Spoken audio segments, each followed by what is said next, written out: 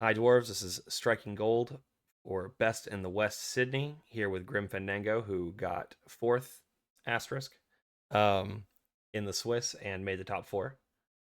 So congrats to him. Say hello, Grim. Hi, thank you. It's great to be here. Long time listener, first time caller. Yeah, right. Damn. 100% true. So before the show, we were talking about how um, Australia doesn't really get Gold events for the gold most event. part. Yeah, gold events. Period, or pretty close to it.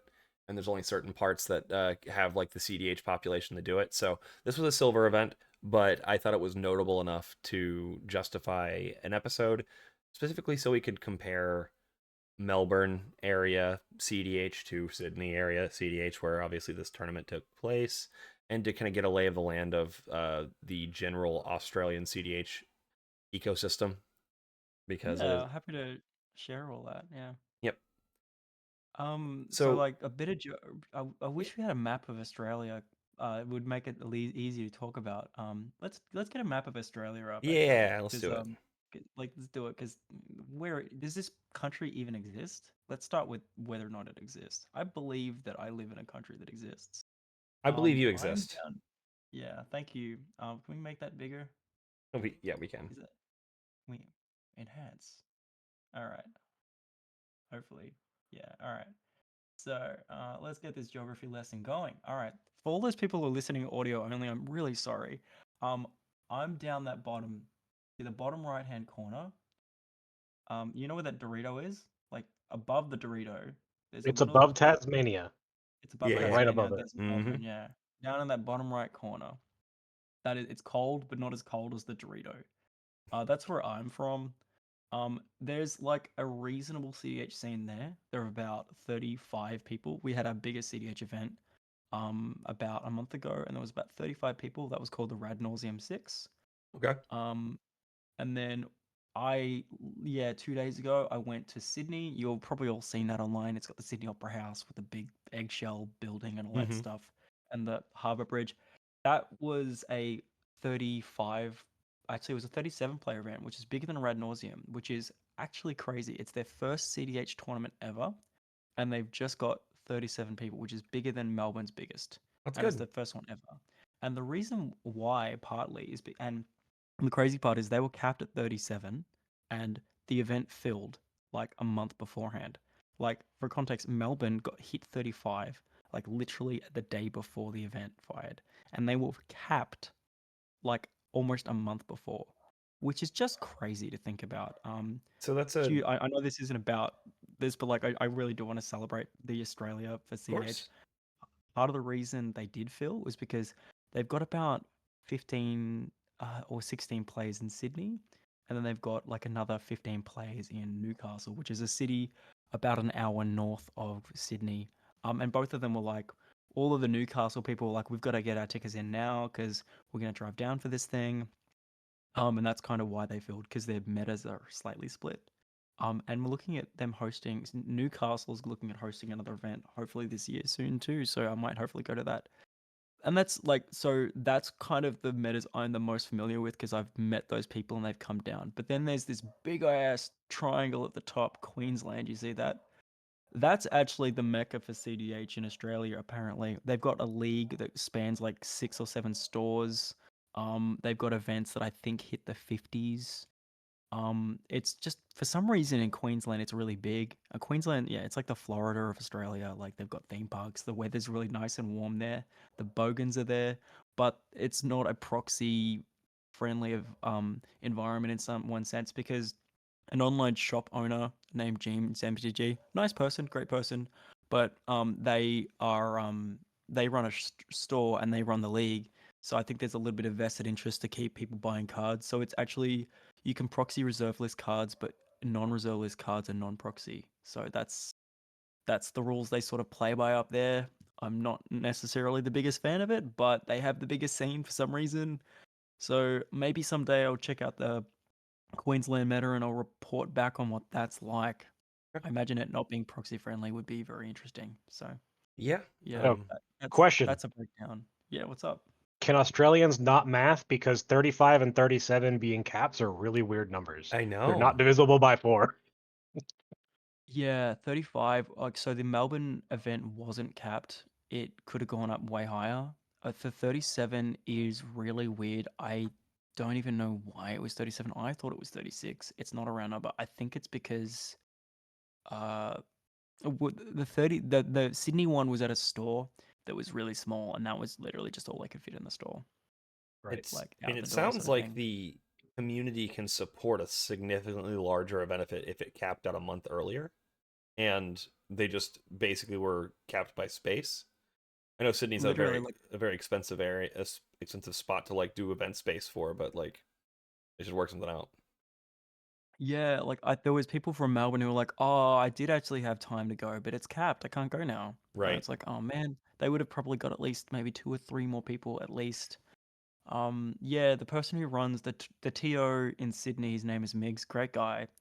He made a deal with the store. They let him host it for free.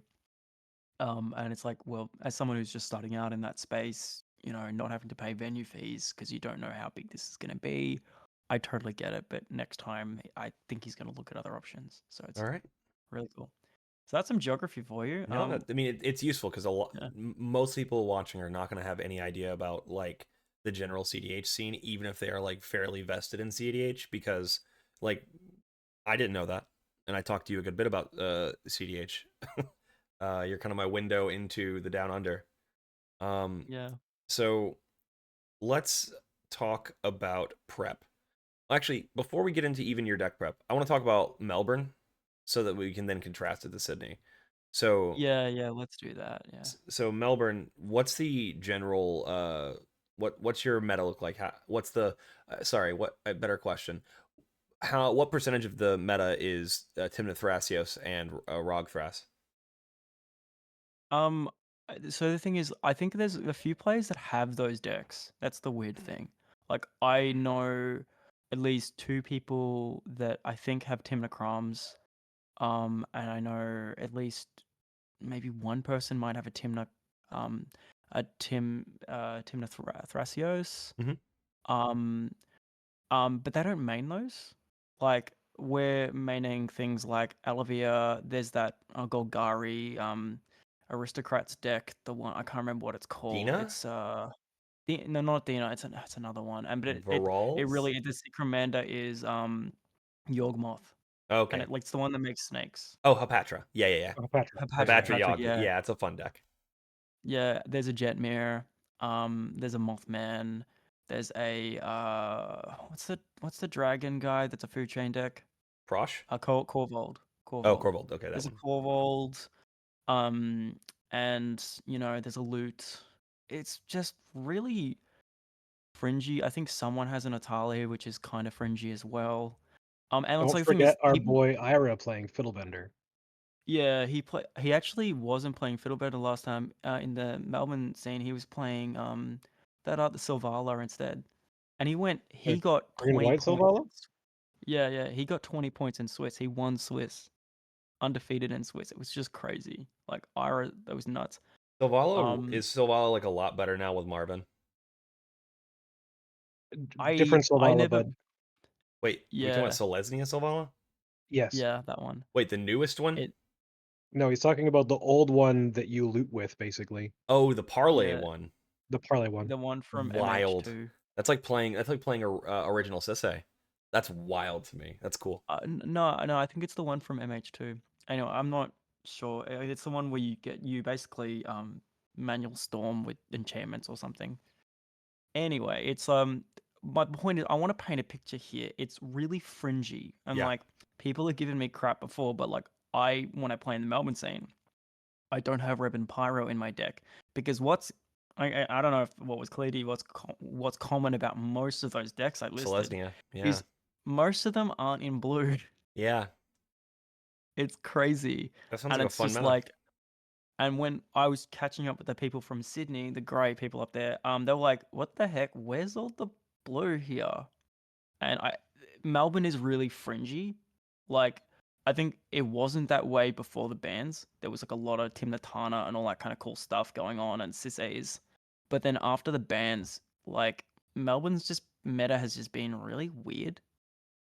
And honestly, it's I think we're still in a bit of a recovery state overall. Like we had our biggest tournament, but numbers on non-event days or when we don't have events announced is kind of on the like a bit on the lower side, I'd say. So I'm kind of actually looking to hopefully start a league up in Melbourne. We'll see how that goes to try and bolster numbers a bit and just get people in the store more often for It's good. cEDH. It definitely needs it. Or you know, you Yeah,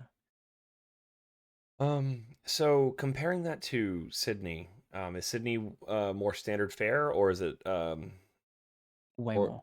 Like I was just like I was going in. I'm like I'm gonna channel my inner show for a moment, and I was just like, yo, I'm just gonna bring the Revan Pyros in. I'm gonna cut all my like I had Trinisphere in. I was just testing that for a little while. I got the nice secret lair version finally, and then I was like, you know what? I'm going to Sydney. I don't know what this meta's like. I'm just going to bring Revan Pyro because that's usually just a safe bet for a Mhm, blind meta, right? mhm. Kept my list as is. Otherwise, oh, and by the way, when I was off Revan Pyro, I was on, well, I was usually on like extra removal, just to like, hit an oppo or something that mattered. Right. So it wasn't like I was going down interaction.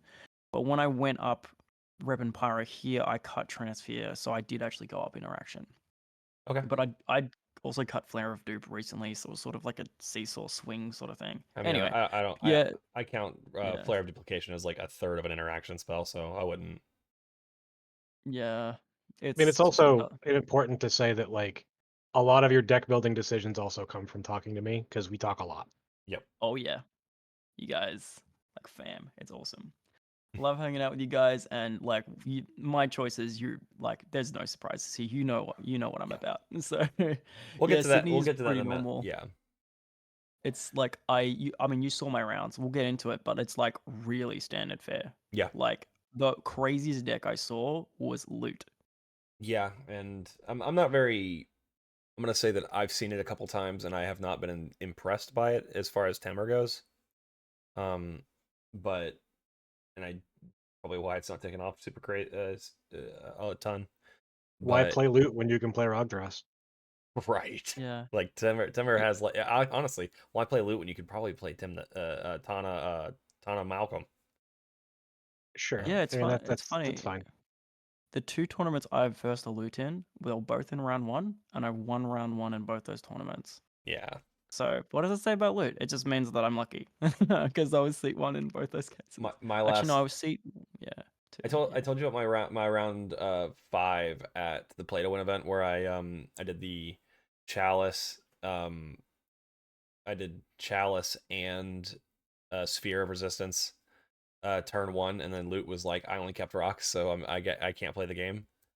That was so Nice. I've been in that exact seat before just like nay-naying on the Loot player. So let's get into deck building because you honestly have answered all of the prep set questions. Um, so this is our big differences, and this is Oh, sorry, comparing one it. sec. Before Yeah, we get into that, yeah, I was one last question I do want to answer, like on that backslide. sure, If you sure. go back 2 slides for a second. One matchup ended up being the worst for me in general. It's that Snake Aristocrats deck that puts -1/-1 Petra. counters on things. Hepatra. Like, um, yeah, the person who plays that, they're a lovely person, but that deck makes me cry every time I see it Oh yeah, at the table. Yogg is Hidden Commander Yeah. Yogg is like really rough. Oh my goodness. Yeah, York, Yawgmoth and there's a reads York in my local basically too. that Magda doesn't get to exist. Yeah, it reads fuck target Magda. So Yeah. is that wasn't in this tournament though, right? Or No, that was in my last tournament, okay. and I fought for the hardest draw of my life. Mm-hmm. It's basically all you can do Yeah. is just graph cage. Um, 'Cause it's a Hulk deck, right? Yeah. Yeah. That deck is oof. That's a Yeah. No, yeah. I'm familiar. Anyway. So, you're on Rag. You're still on Shopping, Bloodline Pretender. You're not on the other fast mana, like the more ritually shaped stuff like Simeon and Lotus Petal. Um, you're not on like the utility piece of Curse Mirror. Um, I think like for me to like really really comfortable running Curse Mirror, I'd basically have to be like knowing people are tutoring for Delny. It's kind of like a Delny copier at this point, or a Bowmaster copier. That's kind of Is all I that what want it's it for. for? Like I've not seen, I just haven't seen the vision with Curse Mirror, but Downey, I guess, yeah. Well, If you it's see like Downey a lot, that makes if sense. if you're playing against Dahada, if you're playing against Well, Timna, Dahada doesn't use Delny, you're right. but You're right. if you're playing, there's a lot of like white X decks that use Delny. There's a lot of Mardu decks that use it. Yeah. Timna Thras, Timna Crom. Mm-hmm. It's relatively common in the current meta, and Curse Mirror allows you to copy that. But the thing about Curse Mirror, like I had this talk with Rust going into Harpered. SCG Con because I was thinking about what I was going to play based on. I'm going to see a lot of white. I know that there's going to be a lot of Tithe. Is Cavern Horde Dragon or Cursed Mirror better in these situations? And Cursed Mirror ended up being like something that's castable. It's going to accelerate you. It doesn't have to copy something, but it also just reads 3 mana, kill the Bowmasters on the board, which can be something that's very useful.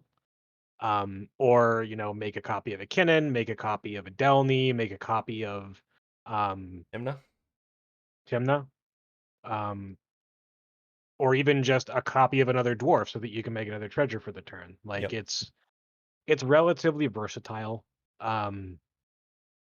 but it does also give you some more flexibility with how you're using sculpting steel Yep. because you don't Yeah. necessarily need to be using that for your lines with Roaming Throne. Mm-hmm.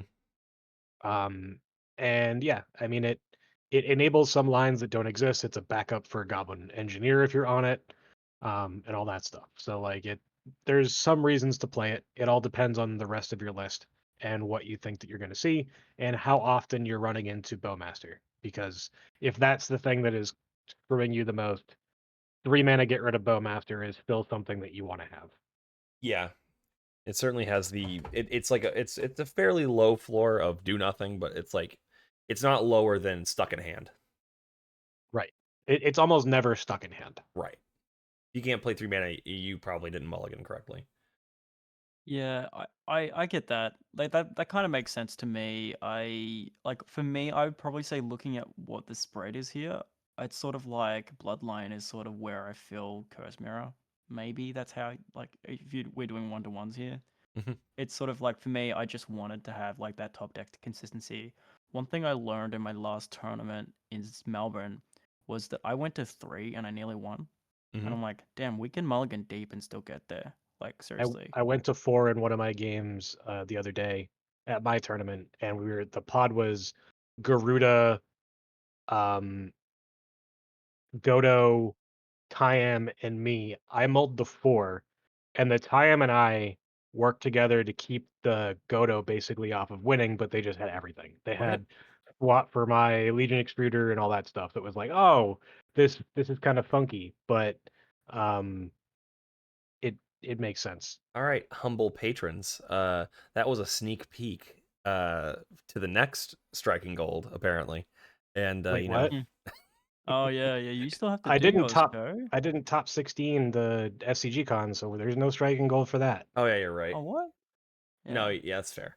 I mean, it is an interesting tournament because it's a non-proxy event, and I think like much like this, it's a different expected meta because lower color decks are going to be more achievable in the So you would think that, but like almost all the big hitters were there right. and everyone had their stuff. There was even a guy that had either foreign black border or beta duels that were all signed. Love So that for like him. you have that, and then one of my pods had like some commander I've never heard of with a player that this was their first cEDH event. So you had all the spectrum, but most of the entrenched cEDH players had all the cards or borrowed cards. What's really Like funny is, oh even at sorry, the beginning of the event, like I walked over to a table and I was like, oh, I had to make some changes to my list because I don't own these cards, and they're just like, I'm not playing in the cEDH event. You can borrow my City of Traders. yeah, You can borrow my Mox Diamond, and I'm just like, sick. Yeah, Nice. and that's the benefit of coming to cEDH event in a team. All right, so back to Grimm's event, not shows. Sorry about that for All right. referencing it, but no, I'm you gonna referenced it. say though, I I just followed don't up. think the command fests in Melbourne and Sydney with the non-proxy events are gonna be as representative of the real meta. But yeah, I mean, obviously, um, it seems like Melbourne's not that representative of, and I'm not gonna say real meta because every meta that exists is real, but like, there's something to say that there's a, what do you call it? When you have like a space that, um, when you have like a space that is appealing to like high power degenerate style commander as well as cEDH, you're gonna get a very unhealthy mix of those two in like command fest style events, and that's like oh yeah, those aren't real games half the time. You'll sometimes play with three. It's not not nothing, but it's like not a real tournament. I hate to use the word real there, but it definitely feels right to say it that in that circumstance. But let's move on to the few cards I wanted to talk about. Um, so how have you found shop as a ritual? I love it. It definitely wasn't like there was in round 4, I believe. It kind of screwed me a little bit. But that was me, not the card. I will talk about it in round 4. Sure. Overall, shop in my test games has just been amazing. It's like you were saying on the last Strike and Gold, it's like the best third land we have in our deck almost sometimes. Well, City of Traders I'd probably say is better, like, or one of the better ones, but like it's up there. Like there are times that it's like, oh, I've got this throne in my hand and I have to win on turn 4, but then I top deck a shops and then I'm Mm-hmm. like, bam, let's go. I win right now. Yep. Like I love shops. It's fantastic. It's yeah, it screws you. Like we saw in the previous spread, I'm not on Lotus and I'm not on Simeon. Like I literally one for one's the Lotus for shops, and I treat it like a spell slot. I think that's how I make justify it Yeah. because like obviously if it's like your 28th land or whatever, it doesn't work. But as your 29th land, it works Yeah, it's my in 30th my land, so opinion. I even feel it like I went up a land so I could run City of Traders and Mishra's Workshop and manage Arena of Glory, and I Oh yeah, still feels fair good. enough. So I think that that's exactly how you have to approach it yeah, for Mishra's Workshop because if you slot it in as a land, you're gonna get punished. yep, Like, and you can't keep hands with like Workshop and no other land in most cases, unless you get like Giga Lucky and have things that will allow you to make mana, like being able to turn one Robo Dwarf plus a Springleaf Drum or or a something. flywheel, a flywheel. Remember that game where I had that? I had Shop and I would think it was Shop or Mana Vault and Clown Car and a flywheel, and I was like, I'm gonna do this. We're gonna make red mana this way. Yeah. And I got punished super hard. Just like I did not play Magic that game, despite having a very busted opener. But so yeah, I guess I mean I agree with you. I think Shop is like one of the at this point at the speed at which we kind of have to go because we can't race greedy mid range or turbo, and No. stacks hard stacks is very feast or famine and just harder in general. Like this is like the most beautiful, just perfect mid range card where you just get a free um soul ring attached to a land. Um Yeah, like and it's like if you compare that to a Lotus Petal, it's like just significantly better. I just think. right, because you just run more red sources, right? And it's not hard to do.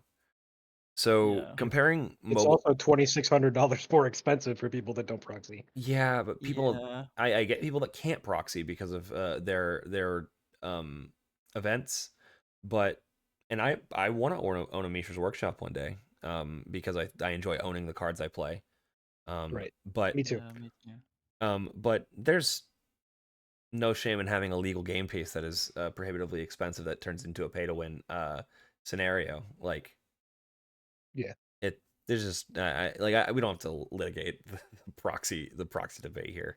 Right. We're among friends. we know what's up. So, like, I want to move to the question about high speed and mobile homestead, and your decision to run one over the other. They're kind of like the slot out. I mean, I guess I think people found they really like having that like boost of mana with high speed hoverbike, not high speed So flywheel racer.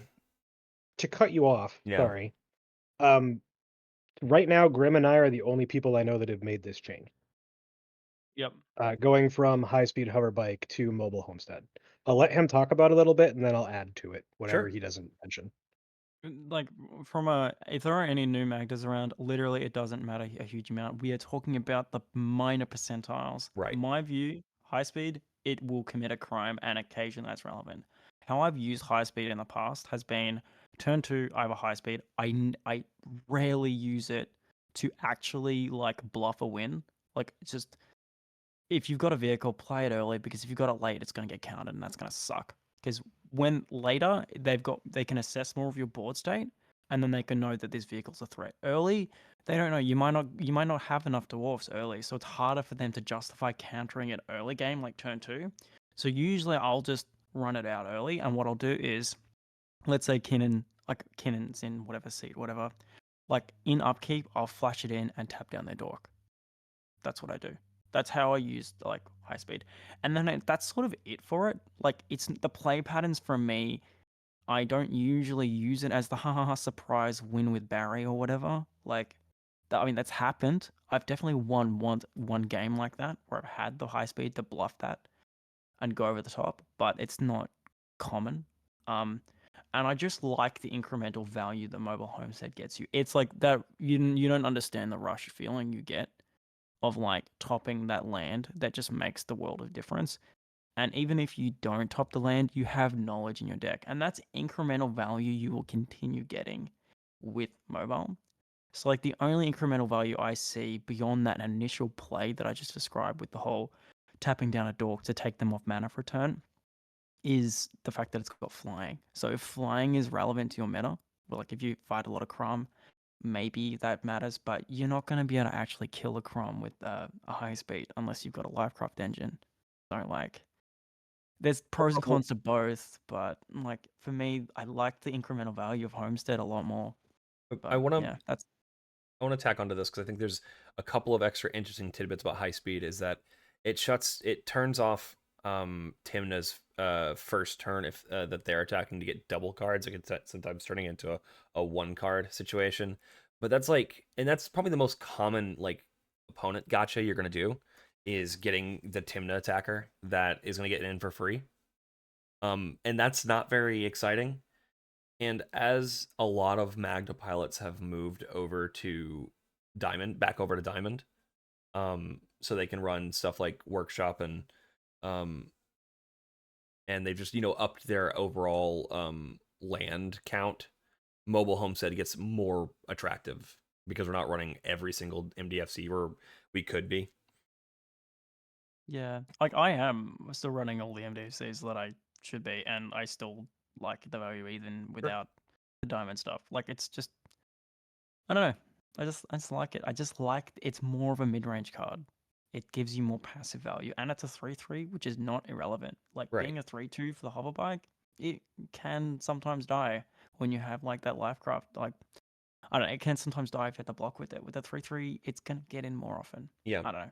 And also, it's very important that, or I should say, I'm going to correct my previous misconception with Mobile Homestead in that I always look down on um, vehicles that have to attack to get their value because you have to be heads up with your treasure generation. You can't gotcha and like do trigger stacking with in response to a counter war or something like that. You still can. You just can't do it with Oh, you all absolutely two can. or three of your dwarves. You just use one of your dwarves like Magda to tap for a treasure, tap for the mobile homestead, let it attack, and then you can still crew it at end step of someone else's turn and just continue doing the thing because all of your dwarves are 2x 2x's or except for armor. But to tack onto that, like yeah, when you're looking to use high-speed hoverbike as that gotcha to get your treasures, like Grim said, is more likely to get countered than those scenarios if you're not doing it over the top of a counter war. And if you are specifically doing it over the top of a counter war, it's similar to trying to use Great Train Heist to go ahead and win the game.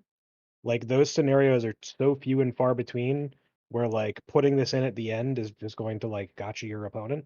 It's not something that will never happen, right? But I played this card for 2 years, and that happened to me 2 games total over Yep. 2 years. So You played a like lot too.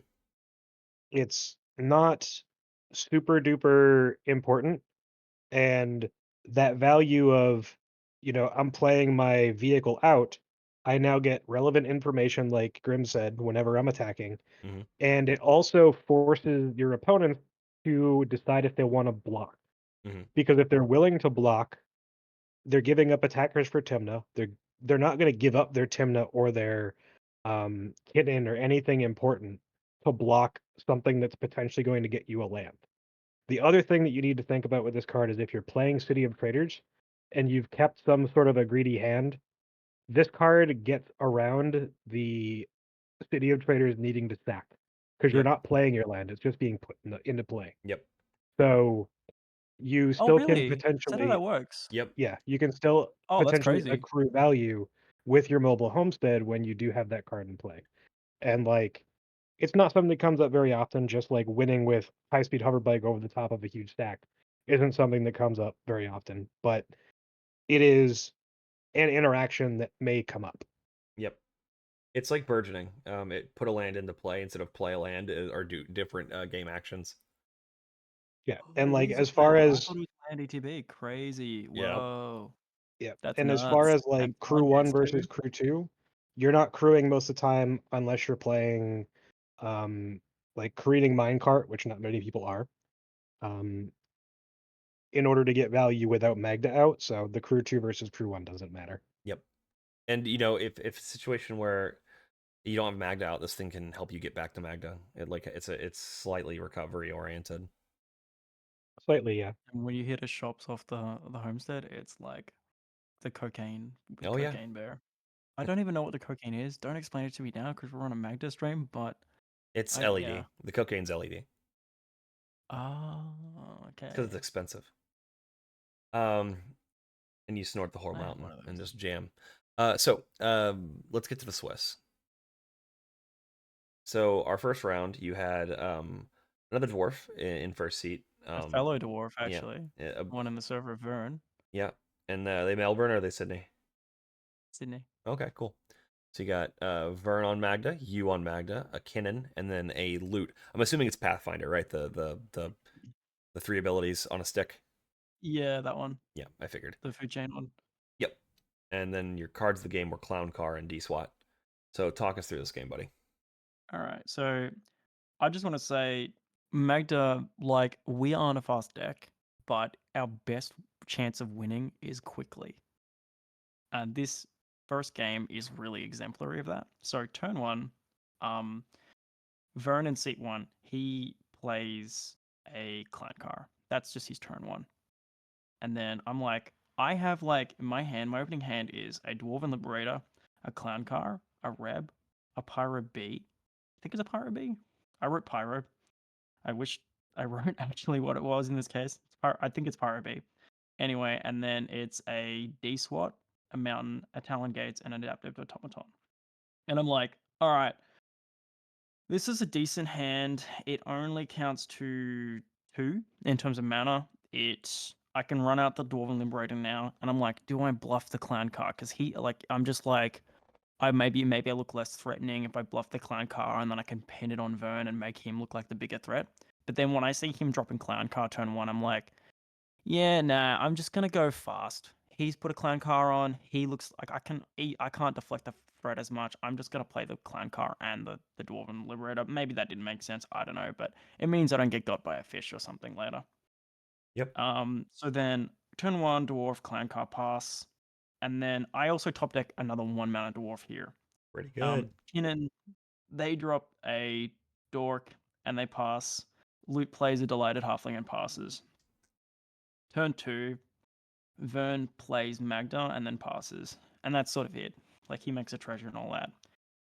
I play Magda, and then I pass. I also pause here and think I could crack the treasure and play my 1-mana dwarf, but then I'm like, I look even more threatening.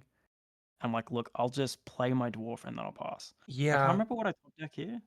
Sorry, you want to jump in? Yeah, no, I'm thinking about the situation. Like, I generally find that Kinnan plays pretty greedy. Like, there's not a whole lot of Kinnan kind of lives by the interaction, player loses the game with Kinnan. And Yeah, and you're about to see that. what Kinnan right. does It next. feels like you could, in this pod specifically, until loot comes down, you kind of can just jam. Oh yeah, for sure. All right, go ahead, talk us through. So yeah, like I play Magda and I pass. I'm like, I could play the dwarf, but I'm like, look, I think it's okay. Like, I don't think it's gonna make a difference. Like, if I sack a treasure and play a dwarf, it means I'm just up. Like, it's treasure neutral. And I'm just like, look, I'll just, I don't know. Maybe I could have. I don't know. Either way, I do that and then pass to Kinnan. Kinnan plays Bloomtender Rock, Ancient Tomb, and they have a flip next turn. Kinnan just gets so bloody greedy. And we talk later in the game. Kinnan's actually a relatively new player to Magic in general. Great to see new players jumping straight into cEDH. But they had a Besagio up in hand. And they told me later, oh man, I wish I hadn't got so greedy. But I'm like, I wasn't presenting win on my next turn. And that's kind of why I didn't run my dwarf out, because I'm like, it's fine. Like, I wasn't really planning to win on turn 3. It was really like, because I had a adaptive automaton. I was like, this is turn 4 win realistically, if I'm thinking about it that way. So I was like, look, I wasn't presenting win. Loot. So then it goes to loot. Loot plays a dork something. I can't remember what loot does. Because I'm just like, cool. And then turn 3, seat 1 Magda plays a Soul Ring, a Goblin Engineer, and then they entomb on Lifecraft. So like they kept a slowish hand that sort of gets there, but it's like slowish. Mm-hmm. And then so I'm like, that's fine, that makes sense. But then I top deck. It gets to me. I top deck a Universal Automaton. I have a 1-mana dwarf. At this point, I'm at 2 treasures. I think. Hang on, because Yep. yeah, I play Magda, so I make 2 treasures that turn. So I'm at 2 treasures right now. And you've got it I'm playing exactly. 1-mana dwarf. I play 1-mana dwarf.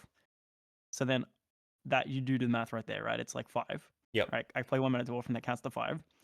And then I get a Universal Automaton, play that, I just win.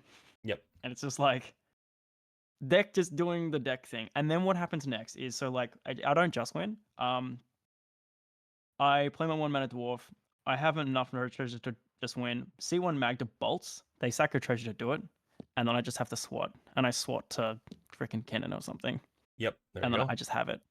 Deck just doing the deck thing. Yeah. Like very little space for political or anything like that. I didn't have to be a small bean or whatever to kind of deflect blame. I just deck doing deck. This is kind of an ideal pod because the matchup between Magda and Kinnan is pretty good, and the political covering fire that having another Magda at the table gives you. They don't look at you like a unit. They look at you and they see like the chaos of threat assessment, and that makes making plays a little bit easier. And loot is such a slow deck. It turns the corner into something pretty gross, but like it is a 5-mana commander that needs a 6th mana to do anything. Yeah. So it's not really cooking at all. And as long as someone is thinking about what they're going to do with Kinnan, which obviously the first Magda was, because that was really for them, that they kept that lightning bolt for them probably. Yeah, definitely.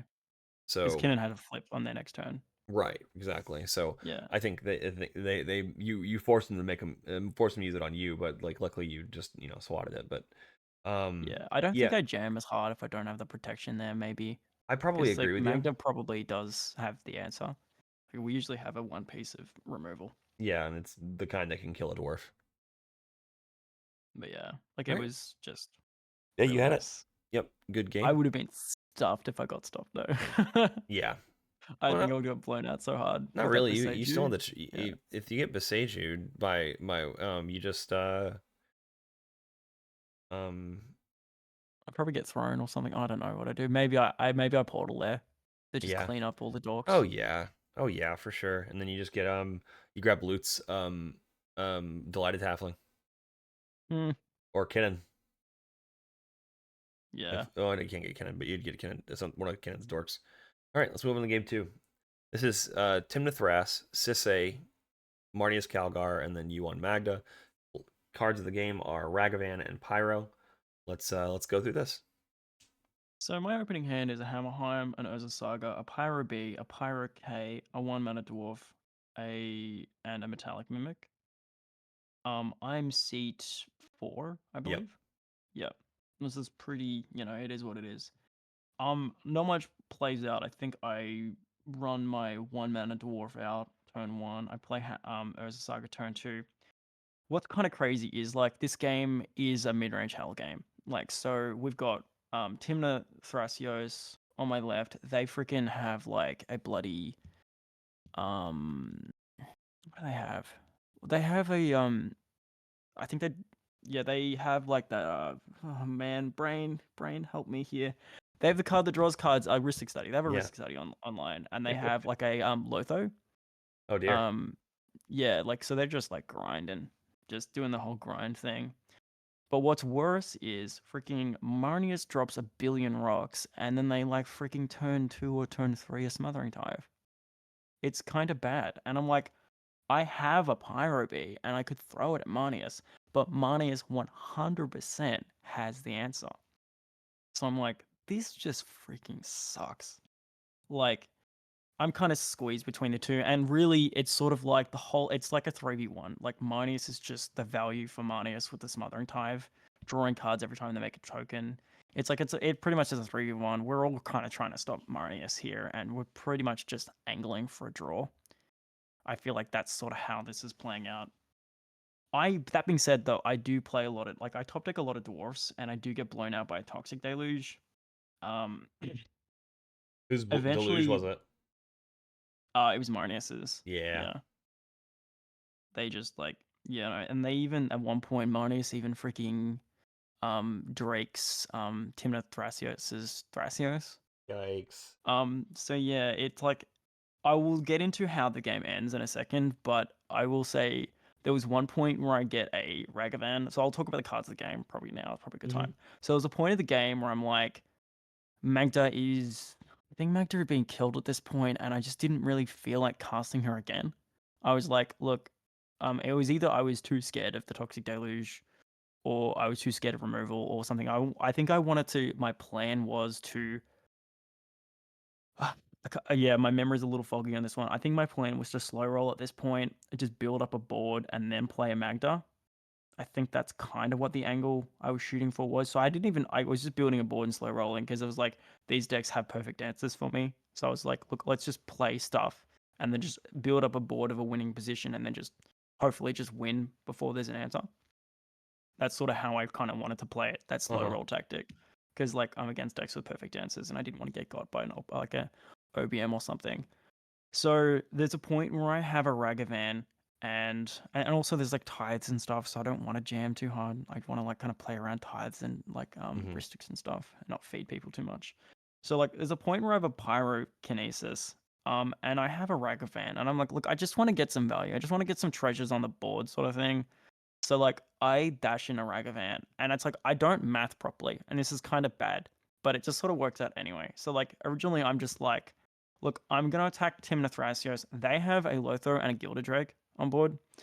And then I'm like, look, I have this Pyrokinesis, and I just sort of reveal it, and I'm just like, look, I just want to get in with some value with Ragavan here. I'm thinking about shooting something. Like, shooting the Gilded Drake feels kind of bad. I was originally planning on hitting, like, the Sisay and, like, the Lotho or something. And then I was like, and then Timna Thrasios is like, hey, you could hit the Thrasios. And I'm like, I kind of see where you're going. You want me to give you back your Thrasios, basically. I get that mind game. I'm like, but if I hit the Thrasios, like, Marnius is going to fight over it. So I'm like, you guys need to figure it out. Like, I need a donor here. I need a backer. Someone actually going to bat for this Pyrokinesis. Otherwise, like, this is just a bit weird. So I kind of forced the issue here. And I'm just like, look, I can force this issue and like this basically forces these like the Marnius and the Timna Thrasios to size each other up a bit. I mean, like they kind of like they're both a bit stocked, and it's like, they don't really want to go into battle over this. And then I look back at Timothy Thrasis and I'm like, hey man, I guess we don't really want to go into a fight over this, do we? Can you just let me in? And it's like, yeah, sure, I'll just let you in. And it was just sort of like this thing where like I encouraged everyone to be more aware of what's going on, and I was just able to get in. I don't think this will work consistently, but it was just like a really fun tactic of using Pyrokinesis, the card in hand, without actually using the card in hand. Yep. And then like Ragavan bounces to hand, and then I can still pitch Ragavan to Pyrokinesis Yep. later. So that's kind of a really interesting, cute little synergy you can get out of those two cards. Mm-hmm. Where you get the value of the card, and then you can still pitch it. So. Mm-hmm. Yeah, I mean, it sounds like an interesting sequence there. But how did you end up losing? How did I end up losing? Well, okay, eventually, like the game just gets really like gummed up. Sloggy, yeah. Marnius eventually Emeralds. Oh my god. And they target Timna Thrasios. Of course, yeah, that's the game. Now, okay, before this, I dash a Ragavan out again, and I go in and I attack Sisay, and I for some reason I think I had cast Magda at this point. I must have, because I had like 4 treasures. And then I connect in Sisay and I top deck a freaking Smothering Tithe. And I'm like, well, that's cool. I kind of want that. I had 4 treasures, it wasn't 5. Yeah, and Magda's on field. And I'm like, I think I'm just going to cast this Smothering Tithe now. Because I had 4, not 5, and there was no way to get to 5. And I'm like, this is after the Emrakul, right? Because the Emrakul had happened in Marnix's turn. It passes to me. I smash in with Ragavan, and I get this Smothering Tithe. And I'm like, look, there's a chance I can get to 5 here. And then, like, Marnix is probably going to win on their turn. If not, like, so Timna Thrice had showed me that they had the Appearance of the Abyss in their hand. And they'd showed Sisay as well. And they're like, I think Marnix possibly could just win on, like, on Timna Thrasios' turn. So that's kind of what I was really scared of. So, like, yeah. But I was like, look, I'm gonna cast this like Smothering Tithe because maybe there's a chance I can get an Magda activation out of this, and it'll matter. And it goes to my end step right before the Emrakul turn, and it was like, we're talking for a bit, just like, what can we do here? And then like a judge comes in, and then like they give like Timna Thrasios a slow play warning, and I'm like, we're having a proper discussion before a like Emrakul turn. So I honestly think that slow play warning was a bunch of bullcrap. And like if we'd had more time to think it out, because he had like, he also had a Seedborn online, so it was like he could have done another like Thrasios activation because he had his Thrasios back at this point. He could have done it. We actually analyzed at the end of the game. He had another Thrasios activation in that turn. If he'd used that, it would have made another treasure. I ended up which would have mattered, and I'll get into that in a second. So then it goes to the Timna Thrasios' turn. Marnius takes over, and he essentially Tainted Packs, tutors and Tainted Packs away Timna Thrasios' entire library. This kind of flags to us that Marnius plans to just win on their turn, and that they're like, they just want Thrasios out of the game. So it goes to Thrasios' second turn, they draw, and then they lose. There's really not much they can do there. Sisay goes in. Sisay does something. It gives me 1 or 2 treasures, I think. I end up getting to about 4 treasures. Which is like, and then it gets to Marnix's turn, and then they basically Thassa Demonic. It's really sad. I only get to 4, and if we'd had a little bit more time to just think, like without that dumb slow play warning, which was a bunch of bullcrap. Like, Marnix was just kind of being a bit pissy, honestly, because they were like, oh, I've got a slow deck, blah, blah, blah, this annoys me. And I'm like, a slow play is like something you sort of, it's egregious and you know it when you see it. It's like when one particular player is kind of taking an unreasonable amount of time to perform a game action. But I think if you're having a discussion reasonably about your outs when you're about to get Emrakul and you're about to lose, I think in that case, I think having a bit of a political discussion matters. Yeah. So I don't think I don't think the fourth player can veto a political conversation that's going to stop them. like in any event, if there's basically a lot of time being used by 3 players to the detriment of 1 player because they're about to win the game, they shouldn't be able to like process abuse to get to base when the slow play warning happens. Does it pass priority and just move on, or does it just say make a game action or I'm going to give you a game loss? Yeah, it was basically just you've been given a warning, and then when that happened, like the Team of Thrasius, like I'm just gonna pass priority here and move on. Like that's kind of how it worked. The thing is that the Marnius player was complaining about slow play, but he never called a judge for it. The judges were just hovering around, and they just issued the warning. It never was directed by a player, which is kind of why I think the judging in this tournament wasn't 100%. I think it was possible that one of the judges was slightly new. And they hadn't really had. It's possible they hadn't had much experience judging cEDH tournaments before. But yeah, it was. And that's kind of where we talked to the TO later, and we said, hey, look, if there's slow play warnings being issued, they should be requested and directed by the table and the players involved. The judges shouldn't just be issuing slow play warnings unless it's particularly obvious and egregious. That's kind of where the feedback we gave to the TOs, because yeah, like this was a genuine like discussion. Like it's sort of like you can't just say, oh well, it's a skill issue, but it's like no, we have to talk through. Like you've got your perspective, I've got mine. I've got to hear you out. I've got to hear the options, and sometimes there's a lot of different options, and the board state was really complicated, and decisions sometimes take time to make. Yep. Like that's unfortunate, you know. So yeah, like it gets to him, that's demonic, and then we lose here. It's really just unfortunate. If we'd had a little bit more time to think, he could have fed me some more treasures, and then that might have made the world of difference. And honestly, at that point, You just if fought we'd for a stopped draw. Marius, I would have just done the draw. Like 100% would have just been a draw at this point. It's like there's like it's not collusion.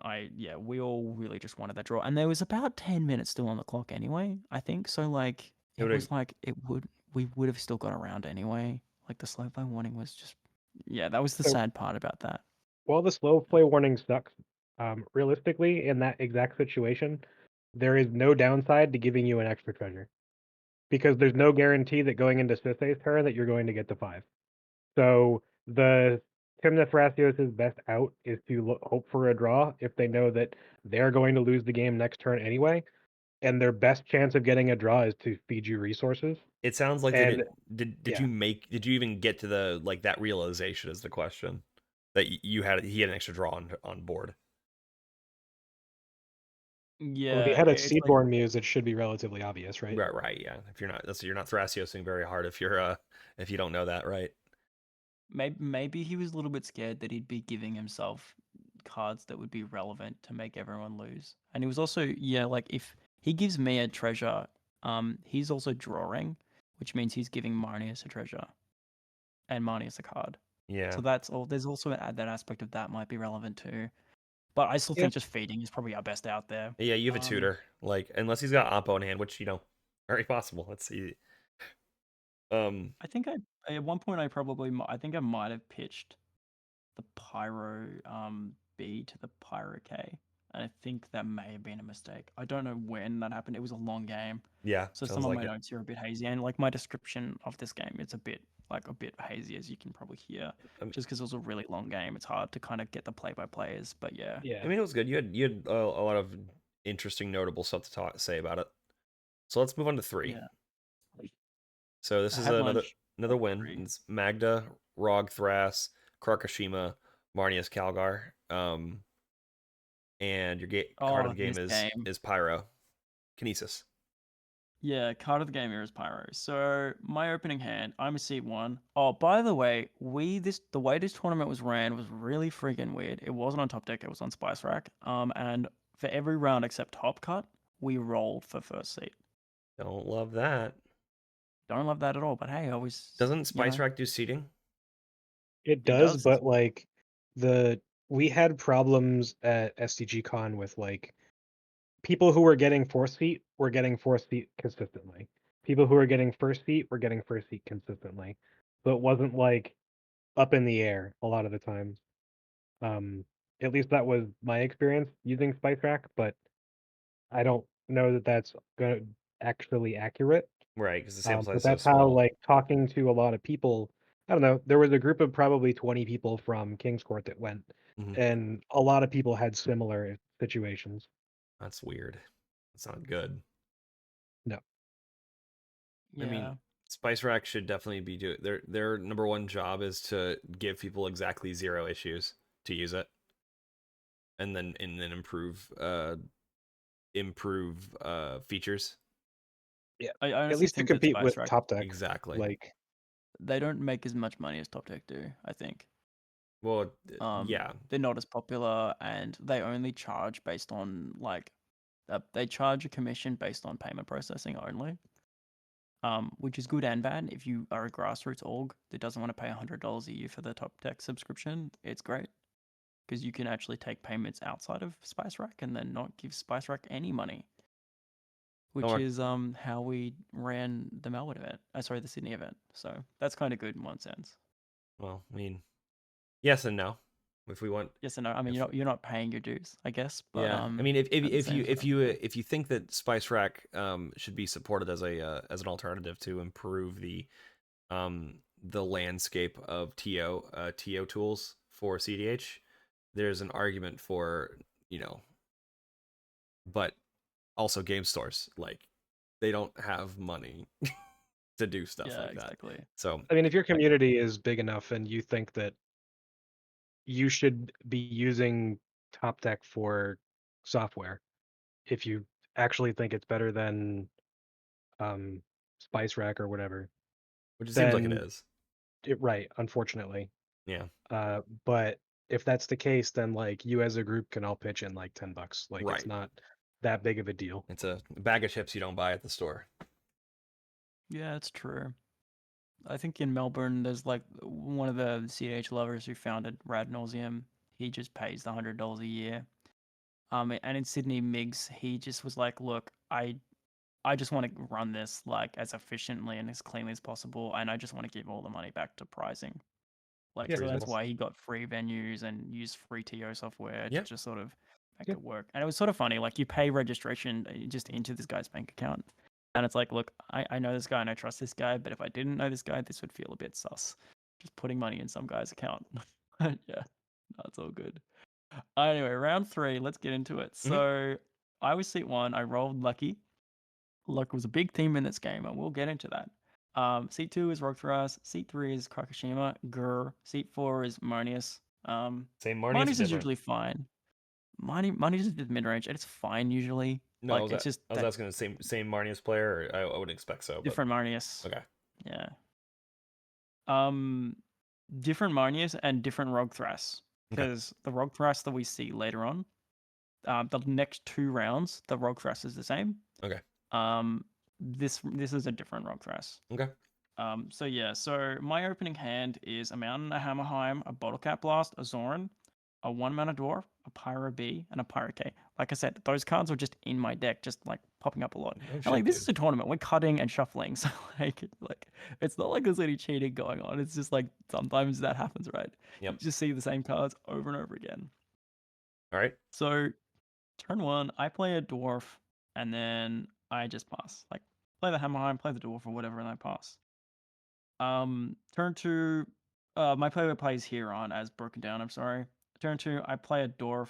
I play Magda, and I also draw in Clown Car, and I play Clown Car. So I'm like feeling pretty good. Yeah, for sure. Because turn 3 Zorn, you got the win. Turn Or 3, I draw. No. I think I win turn 4. So I draw Liquid Meta Talk, and I play it. oh, great. And by this point, Kruk is on the field. Marnius has. Don't remember. Sorry. Oh no, that's right. I think Rogue Thras plays a fish, a Mystic Remora, on like turn 1 or 2. So like that's happening. So on Rogue Thras's turn, so I play the Clone Car and I draw the Liquid Meta Talk and I play it. By this point, I think I've got like 4 treasures, which is pretty wild. I'm feeling really good. I've got the Zorn in my hand, and I'm thinking if I jam the Zorn, I pretty much just can win next turn. Yep. Right? So I So turn 3, Liquid Metal Talk, which is a top deck because that was my artifact dwarf, which is cool. So it goes to Rogue Thruster's turn. He does some stuff. I think he gets rid of the fish. Right. He gets rid of the fish and then he plays an Earthcraft. He does some other stuff, but he taps out and plays Earthcraft. And I'm like, okay, this is a bit of a big deal.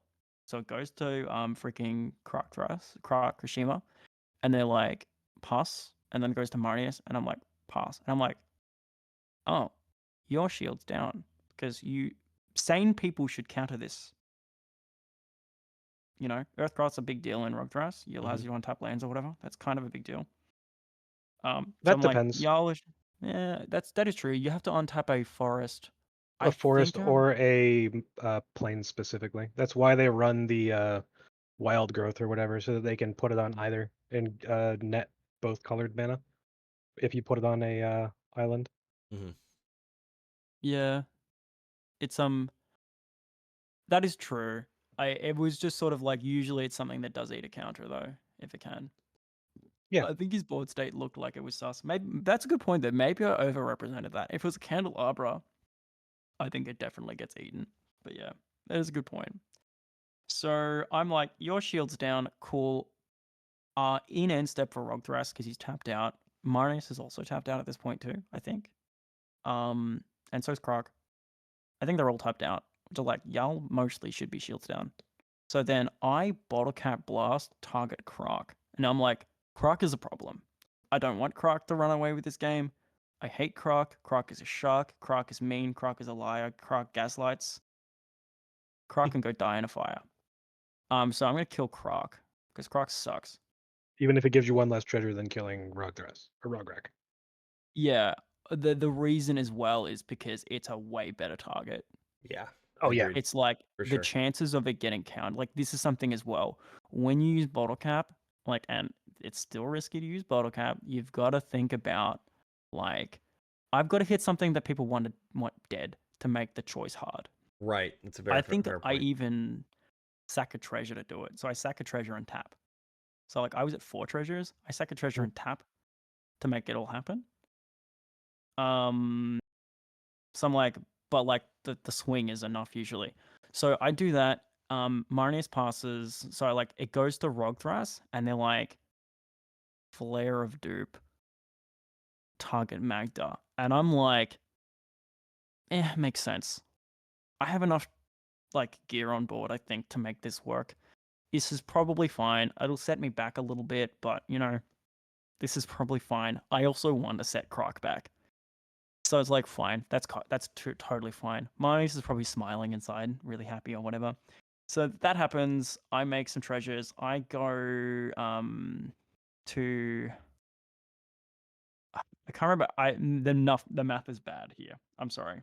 It sounds like you go have You would 6 have or gone to 7. 6. You Yeah. would have I gone to think 6. I go 6 or 7. Yeah, I think it's 6. Anyway, and then it goes to Croc's turn. They replay Croc and then pass.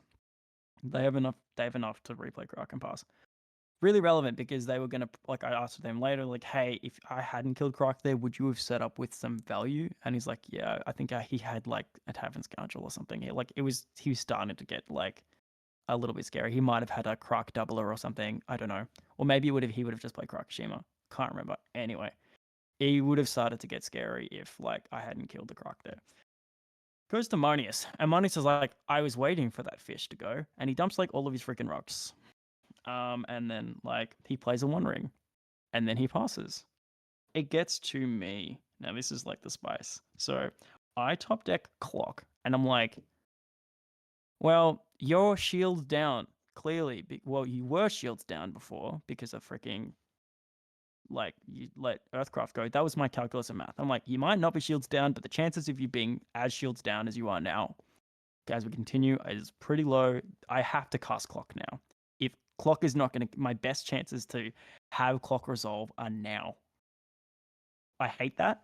I don't love it, but it's like also like Rogthras is looking scary. I think they're going to run away with this game soon. So I need, and look, Marnius has a ton of rocks. Like we're about to get into mid-range grind zone. I need to just jam now. And I'm like, so I sack 4 treasures and I play Clock. and then and remember I have a liquid metal torque, so I have the artifact dwarf, right? And then I tap out. Well, I have one treasure left, and I tap out the rest to except the liquid metal torque. I think I tap out the rest. The math works. And then I play Magda. Mm-hmm. I pay full for Magda, right? Actually, yeah, and I think that's how that works. Sorry, actually, I'll play them around. I played Magda first. I think that's how that worked. I played Magda first, and then I play Clock. Because you had to And make the then mana with the and then treasures, yeah. and then I basically have to go down to one treasure to make this happen. And then that's the sequencing. Magda came out first, and then it was Clock. So Magda resolves, right? And then I go to combat. And then I swing in with one of my dwarfs because I need that extra. That gives me like one treasure.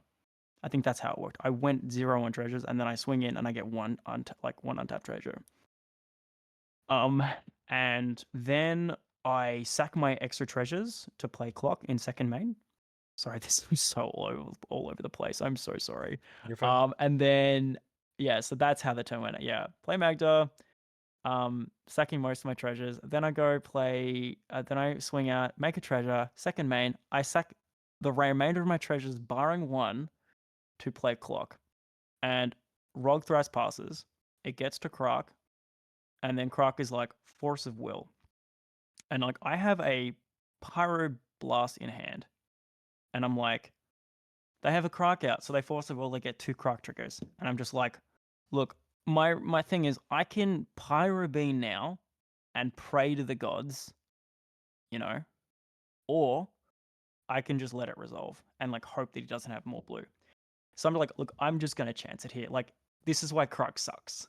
Like, there's like you never have a good Unironically, option. right? This is like the worst case scenario. Yeah, like it's like you never have a good option here. Like if they win the flip, I'm down a card. If they lose the flip, I get something countered. So my calculus actually is like, look, well, if I lose the flip and Clock gets countered, at least I still have a Pyroblast. I'm not pissing into the wind even more, right? Yeah. So I just pray to the luck gods, and they hear my cry, and they answer me, and he rolls a 1. Yep. And then Croc is like, recast, like exile something else, recast Force of Will. And I'm like, I'm in the same scenario. And I'm like, look, the math worked before. I'm gonna just have to pray to the luck gods again. See, And I would hopefully they'll hear my have answers. countered it at that point. I think like if I was gonna counter, it would be the first one, not the second one, because then he can't try again.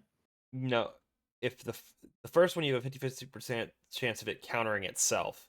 The second time, it's very likely that he doesn't have a third blue spell, like it's increasingly less likely, and you have a 100% chance of countering it from your hand.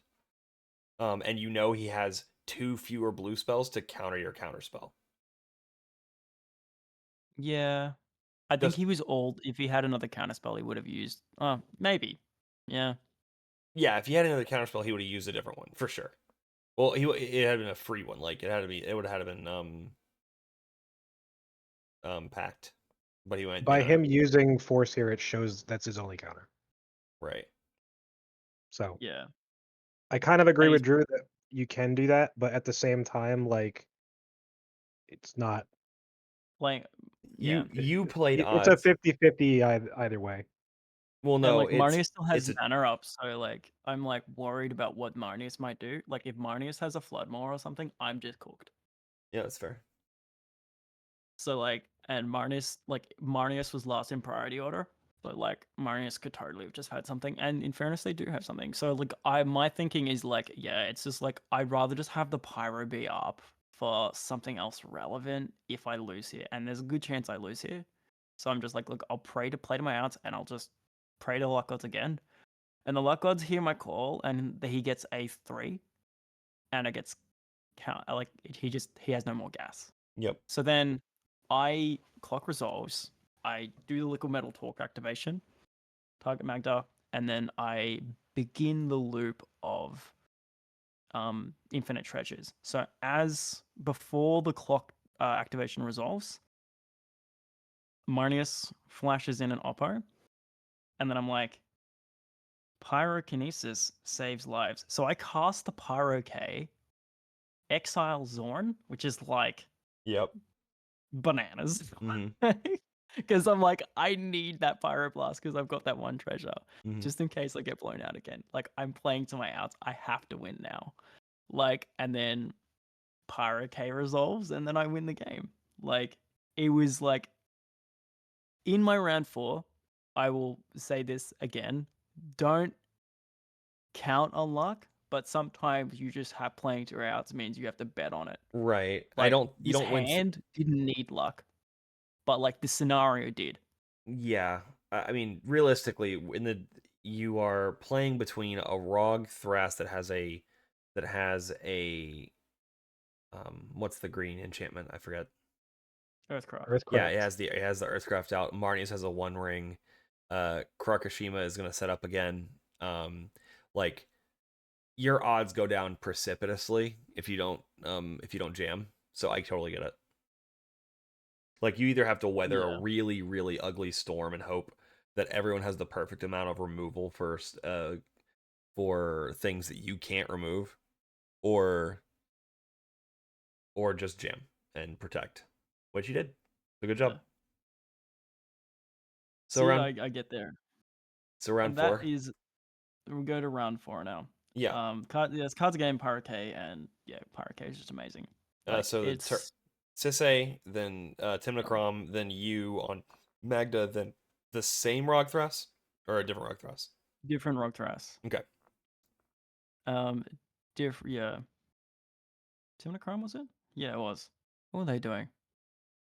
Yeah, so this game.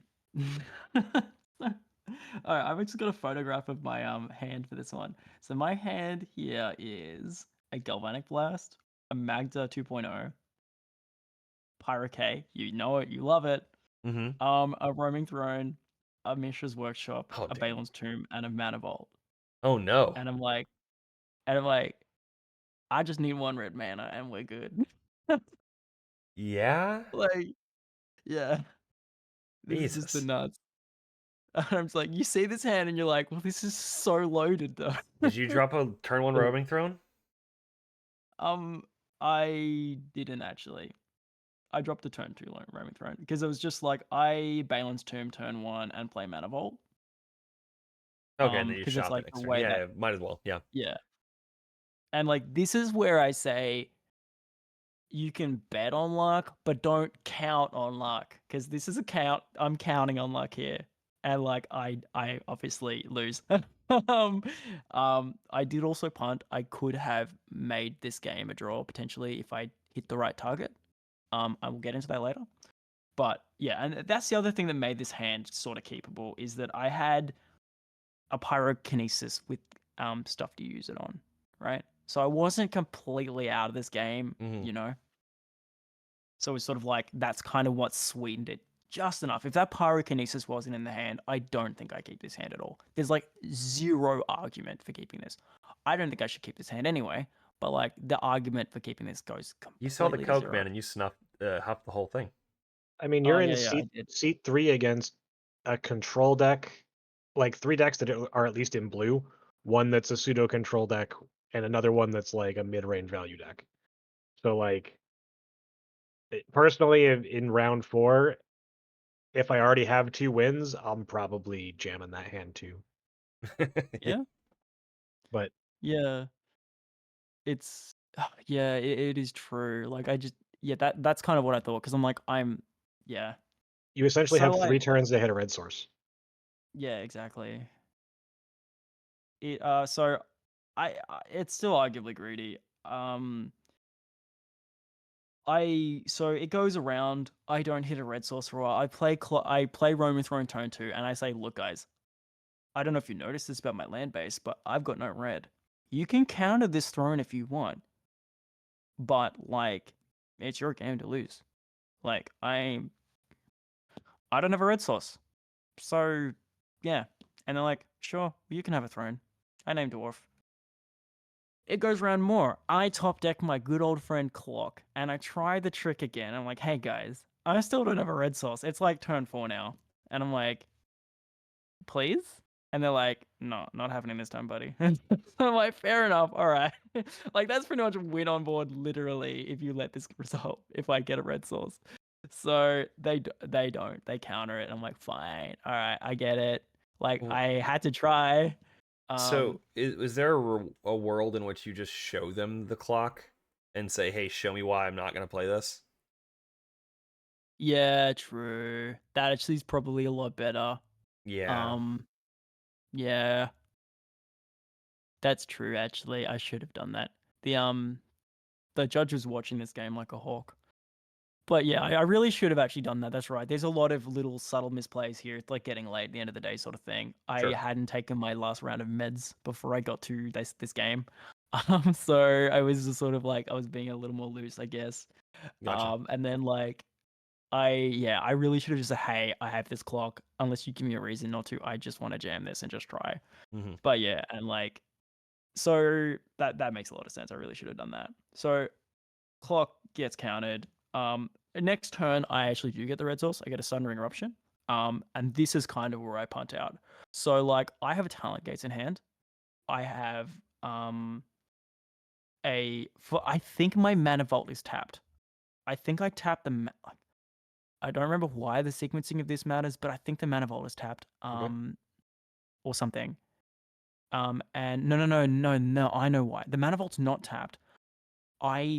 This is where I punt. So I play freaking Magda 2.0 from hand because I'm just like, look, if I Pyrokinesis, I get a treasure and then it gets back to me, and then I think I also had a top deck to Barry and I played Barry, so I'm like, maybe I can piece together something with an activation. I don't think I can actually upon reflection, but I was just like huffing the cocaine and just fully delirious at this point. Gotcha. So I play the freaking Magda 2.0. And I'm like, I'm not shields down. I have a Pyrokinesis and I can pitch Galley Blast to it. So that's fine, right? So it gets to but because I've tapped out my Balance Tomb, I don't have the 4 mana to flash it, like to flash in the freaking Talon Gates because of Right. the Mishra's Workshop is not it doesn't work. I Right. only have the 3 and not the 4. So like like it probably wasn't a mistake to play freaking Magda 2.0 there, I don't think. But at the same time, like I just got to be really careful because I've only got one shot now, and the punt comes in next. If you Yeah.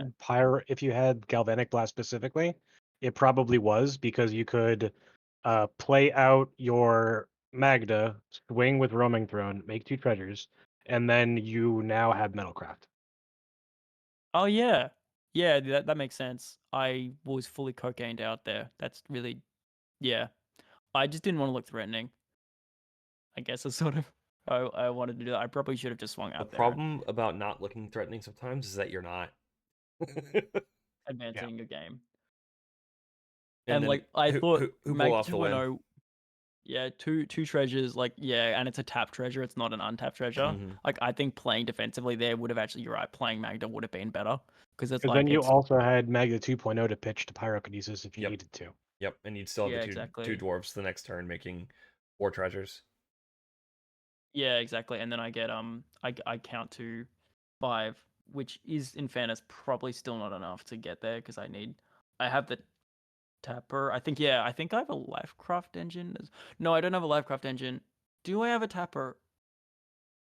I don't think I have a tapper at this Wait, point, but maybe I do. Maybe I do. I think the it doesn't really Lifecraft is in matter. the You next you game. need at least 2 searches because you need to go grab you need 2 searches, 3 mana, and then another search or 1 search. Yes, 3. we're not getting there anytime soon because No, clock is off. you probably were just working for a Yeah, draw somehow. yeah, exactly. Realistically, so working a draw makes probably the most sense here. Otherwise, I get a bark form and then I put clock back in or something. Maybe Yep. that's an angle, but that's 2 searches still. Anyway, so like it goes to Rogthras's turn, and they already have a Training Grounds creature on, Hmm. right? Then they play a Phyrexian Metamorph, and they're gonna copy the other one. And this is scary. But Sisse has a Fabora Elder, that dumb dog that blinks things around, They have that mana dork from Aether Drift that like gives you more mana depending on how big it is. So Sisay pretty much has win on their turn next turn. And like, what is worse about this and how stupid and delirious I am is that I completely forget, even with the clock, and I think because the clock was already down and I could have used that as an angle to have clock resolve, is that freaking Rogthras has a Spell's Guide. And I'm like, why is Rogthras on Spell's Guide? That's a Kinnan card. I'm like, I don't know, but and that's why I just forgot. I think I just forgot about it. Like, they have a Spell's Guide on field. So I cast a Pyrokinesis targeting that Training Grounds creature, completely forgetting that there's a freaking Spell's Guide on that guy's board. So I'm completely pissing into the wind here. Like, realistically, like as scary as Rogthras is, it's like, you know, and maybe this is on him a little bit. He could have politically angled it and, hey, can you actually target that? I'm not jamming here, and we need to stop Sisay. Like, and I think that he probably should have advocated a little bit more for that, and we maybe could have talked it out. But it's like, it's completely my bad, like, because I freaking forgot about the Spell's Guide. Yep. So like, I just get completely got there. I think I target something else as well. I can't remember. Anyway, I just get completely blown up. But yeah, I do. There is a second target. I think I hit Timna and that other thing. Wait, can Spellskite target something with multiple targets? Yes, it can. I asked the judge. Okay. But yeah, either way, I should have hit that bloody Faber Elder. That would have made that was 100% the right hit, and I just completely punted the whole game by doing that.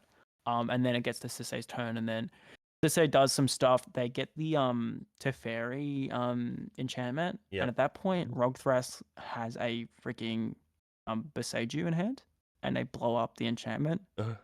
And then me and Timna Crum are like, oh, there's nothing else in, because he's like, and then Sisay's like, oh, I don't think there's anything else in my deck that can get out here, because he has a at this point he also has a Derevi.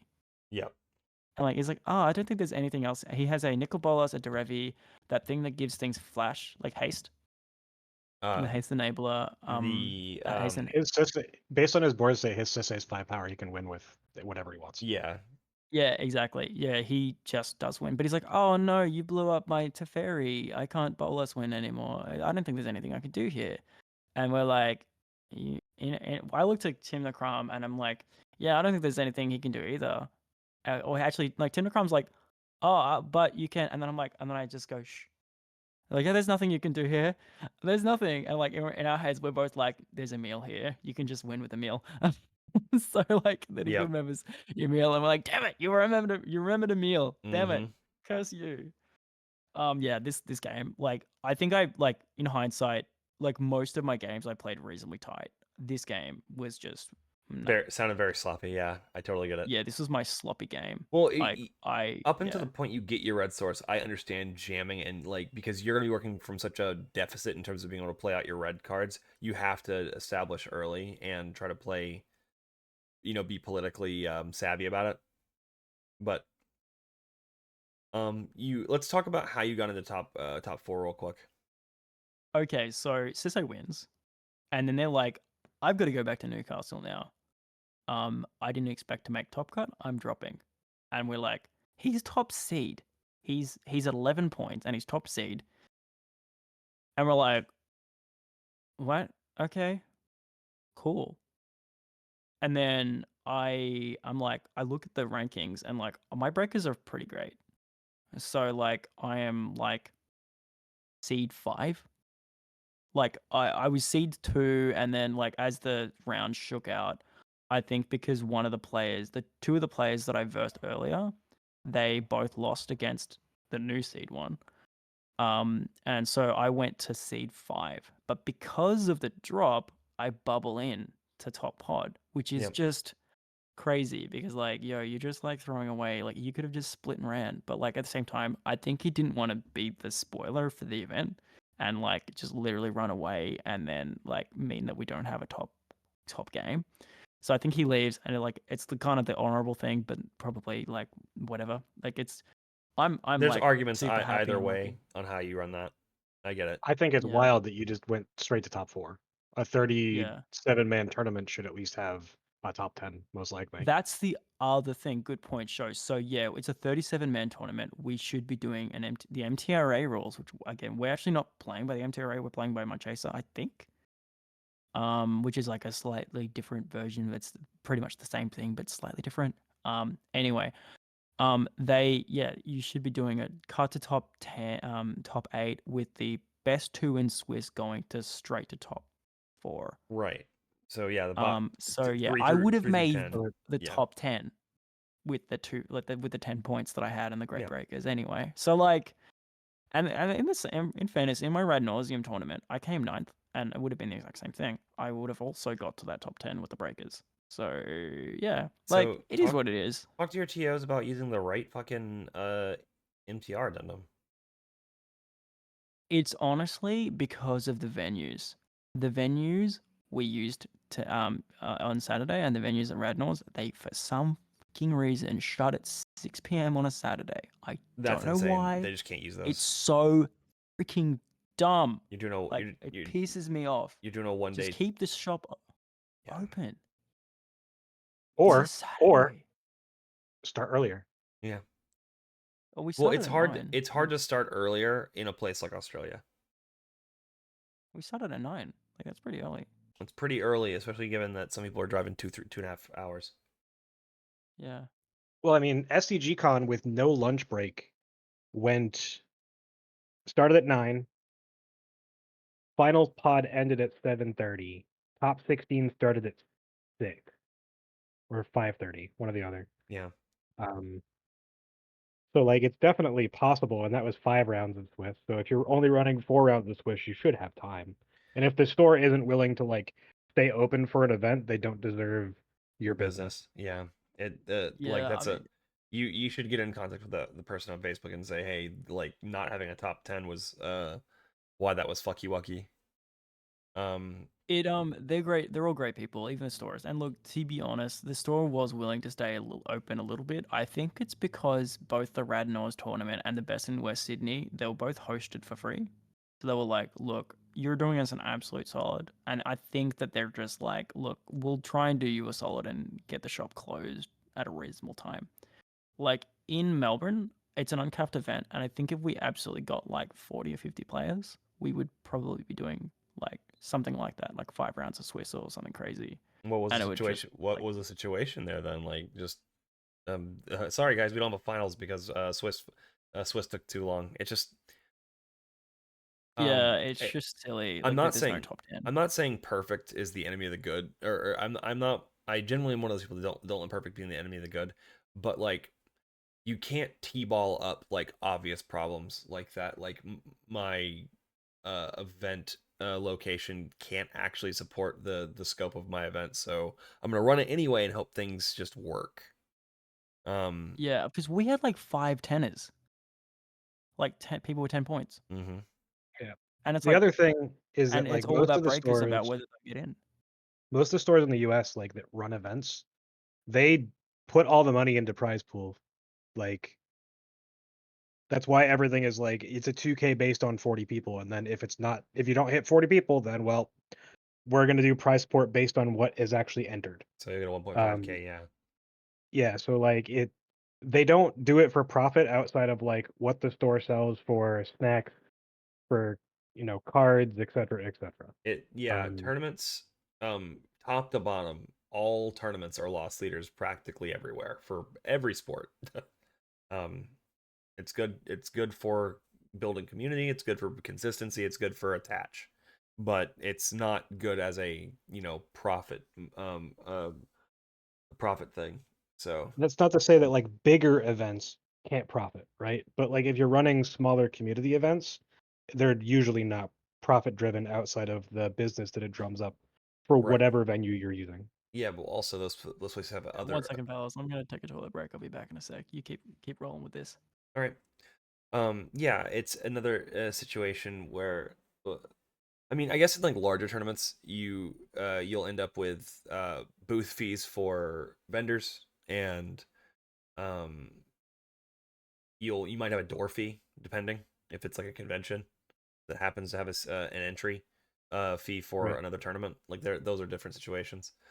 But yeah, no, I really like the top cut to 10. Like it's a like making Swiss matter more has been like a godsend.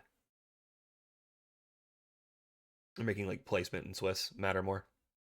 Yeah, I mean, either top 10, top 13 are all good depending on how many people you Yeah, have and what situation you want to go for. yeah. I mean, I'm even okay with fucking King of cEDH style things if you want to go crazy.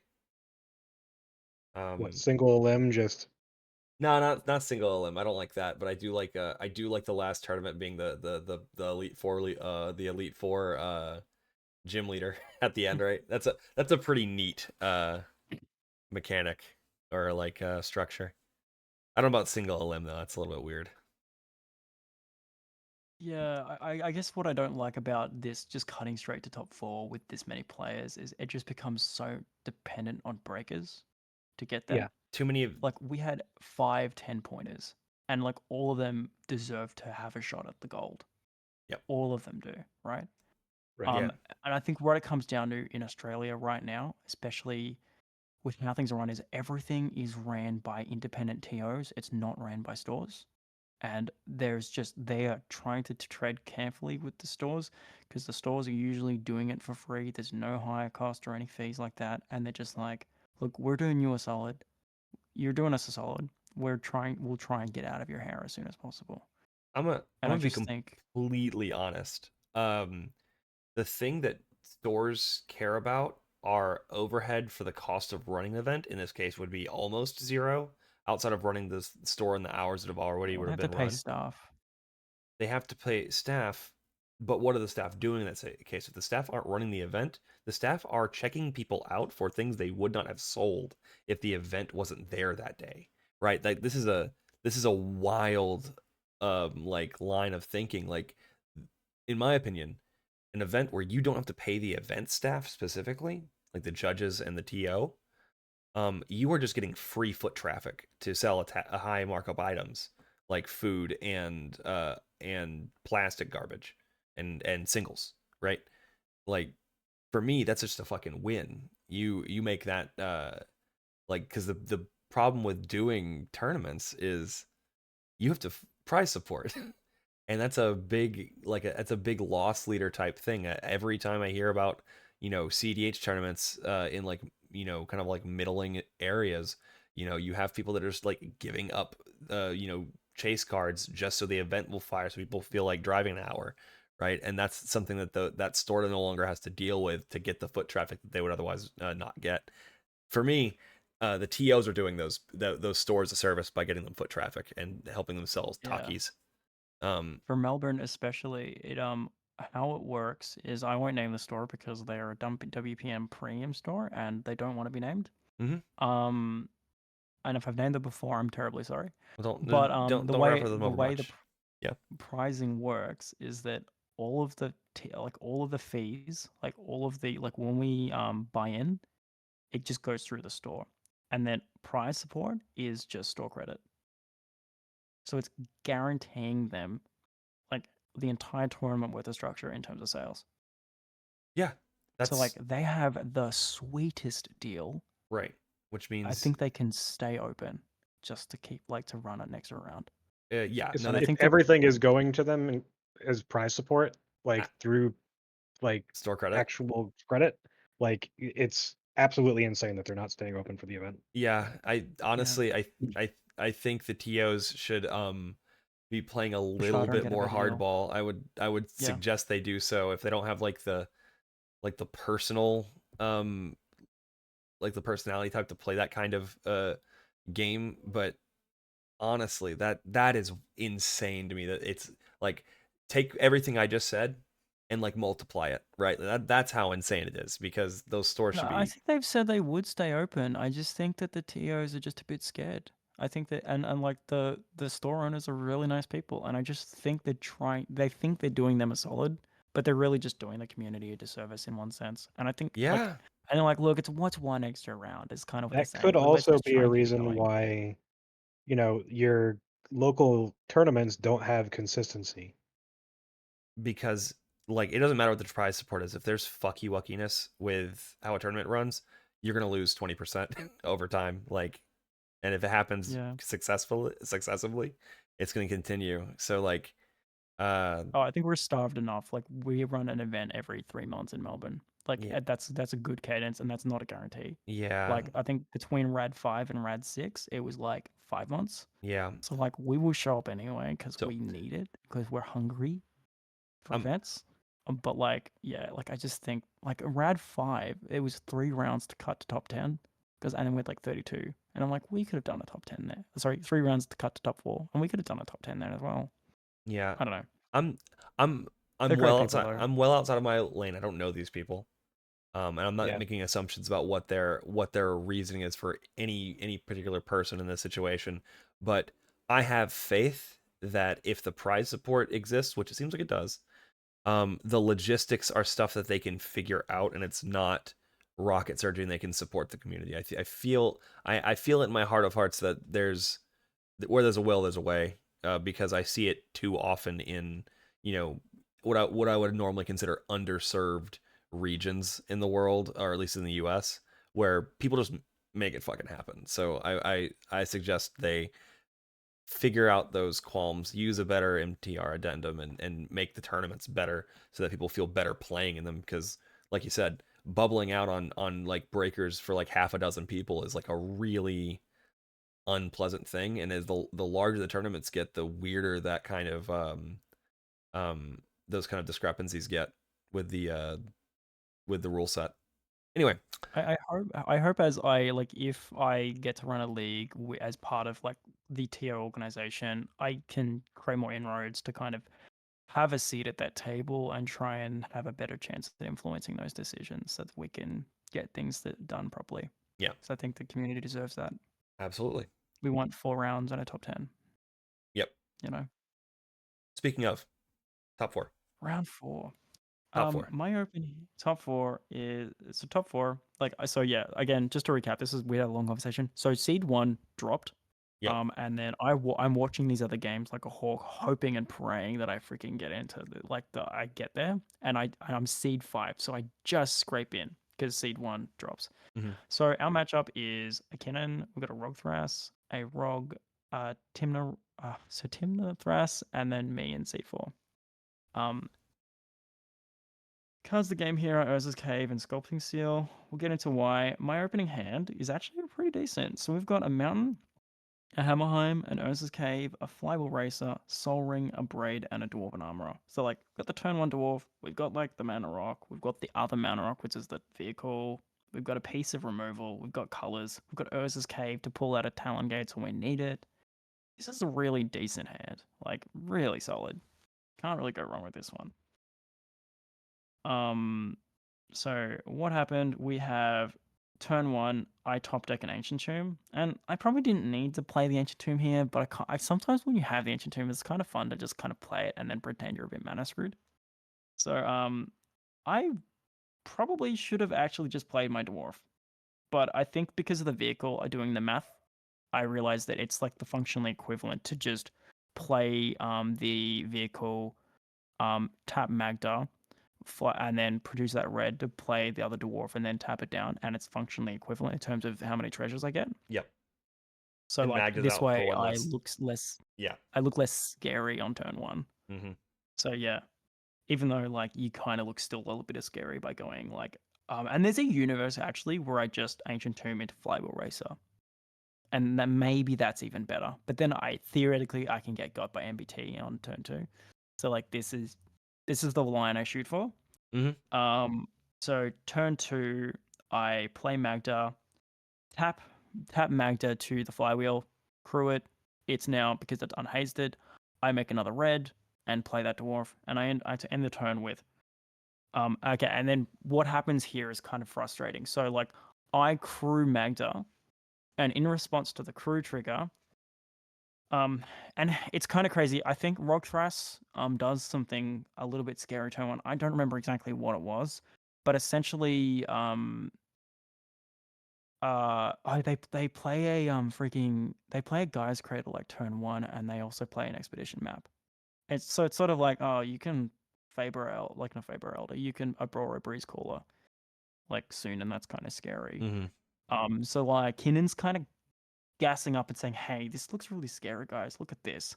And then as I tap and make my dwarf, he uses his swirling mist or whatever it was, the one that turns my thing into like a 4/4. Don't remember what that spell is. He uses that on my Magda, You and I'm talking like, the Raven card? No, whatever. resculpt. Yeah, he resculpts my Magda, and I'm like, you just called Rogthras scary, and now you're shooting me. What's going on here? I'm like, I like, I, and I'm like, look at my hand, like, because what's missing here is an artifact dwarf. Mm-hmm. So like realistically, I don't have it yet. I'm Yep. like, I'm just gonna make treasures and then I'm gonna grind. And then he's like, he refuses to look at my hand and then just says, I'm sticking with it. So like this tells me that this Kinnon's a bit of an unreliable narrator because he's gassing up Rogthras and then he shoots me. Yeah. It's like it's not really a consistent story. And I can understand it, but it's like I'm like, fine, sure, dude. All right, cool. So then I play my 1-mana dwarf and then I pass. I pass with 1 treasure. So Rogthras. Okay, then sorry. Then throughout this, I sort of become a bit friends with Timnathras, and that ends up totally screwing me over later. But we get to Kinnon, and Kinnon plays like a bunch of rocks and stuff, and Kinnon starts to look freaking scary now. So I'm like, cool. You just wanted to like small bean your way into like. I read a lot like deflection, I think, in a sense. Like he's playing a fair game, I think, in one sense. Yeah. So like Kinnon does that, and then I'm like, and then Rogthras kind of talks me into shooting Kinnon. So not Rogthras, Timnathras talks me into shooting Kinnon. And I'm like, and it's like he's like saying it's kind of the same argument about why they shot Magda. We need to keep like Kinnon off the board. But I'm like, Kinnon has so much mana, they're gonna be able to recast Magda like Kinnon again anyway. So it's like I'm just sort of like this feels kind of bad because it's an abrade. I can also shoot something really relevant, like a soul ring or something. But I'm like, fine. But it was gonna take him off a Kinnon flip. I think it was. Anyway, so I shoot the Kinnon. I feel like I'm probably being had here, but like I'm just like it's tit for tat right now. It's like you shot my Magda when you didn't need to, so I'm gonna shoot you. You know, it's like that's kind of how I angle it, I guess. So it goes around a bit more.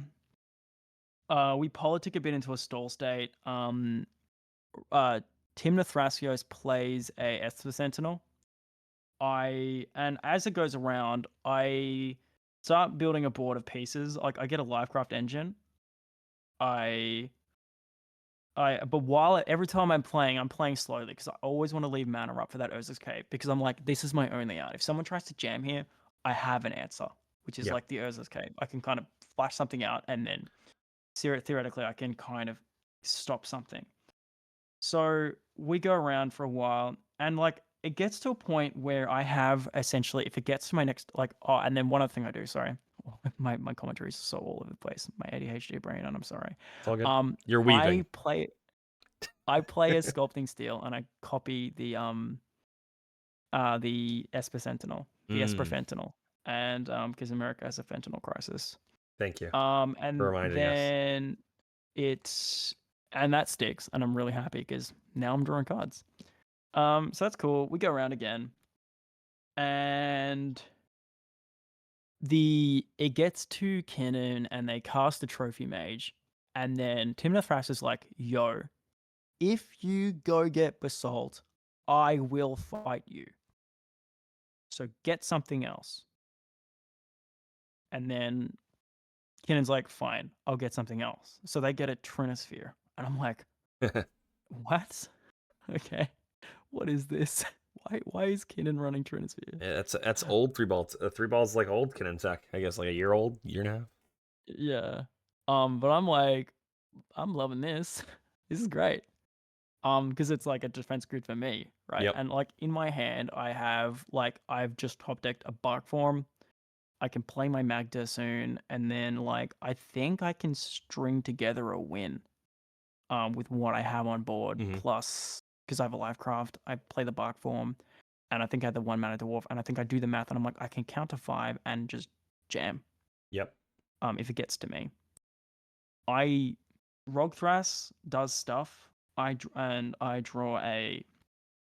They're looking a little bit scary, but they're not really quite ready to jam. And again, this is just Kinnon's BS of like Rogue Thrice was scary, but they needed pieces to put it all together, and they just clearly didn't have everything there.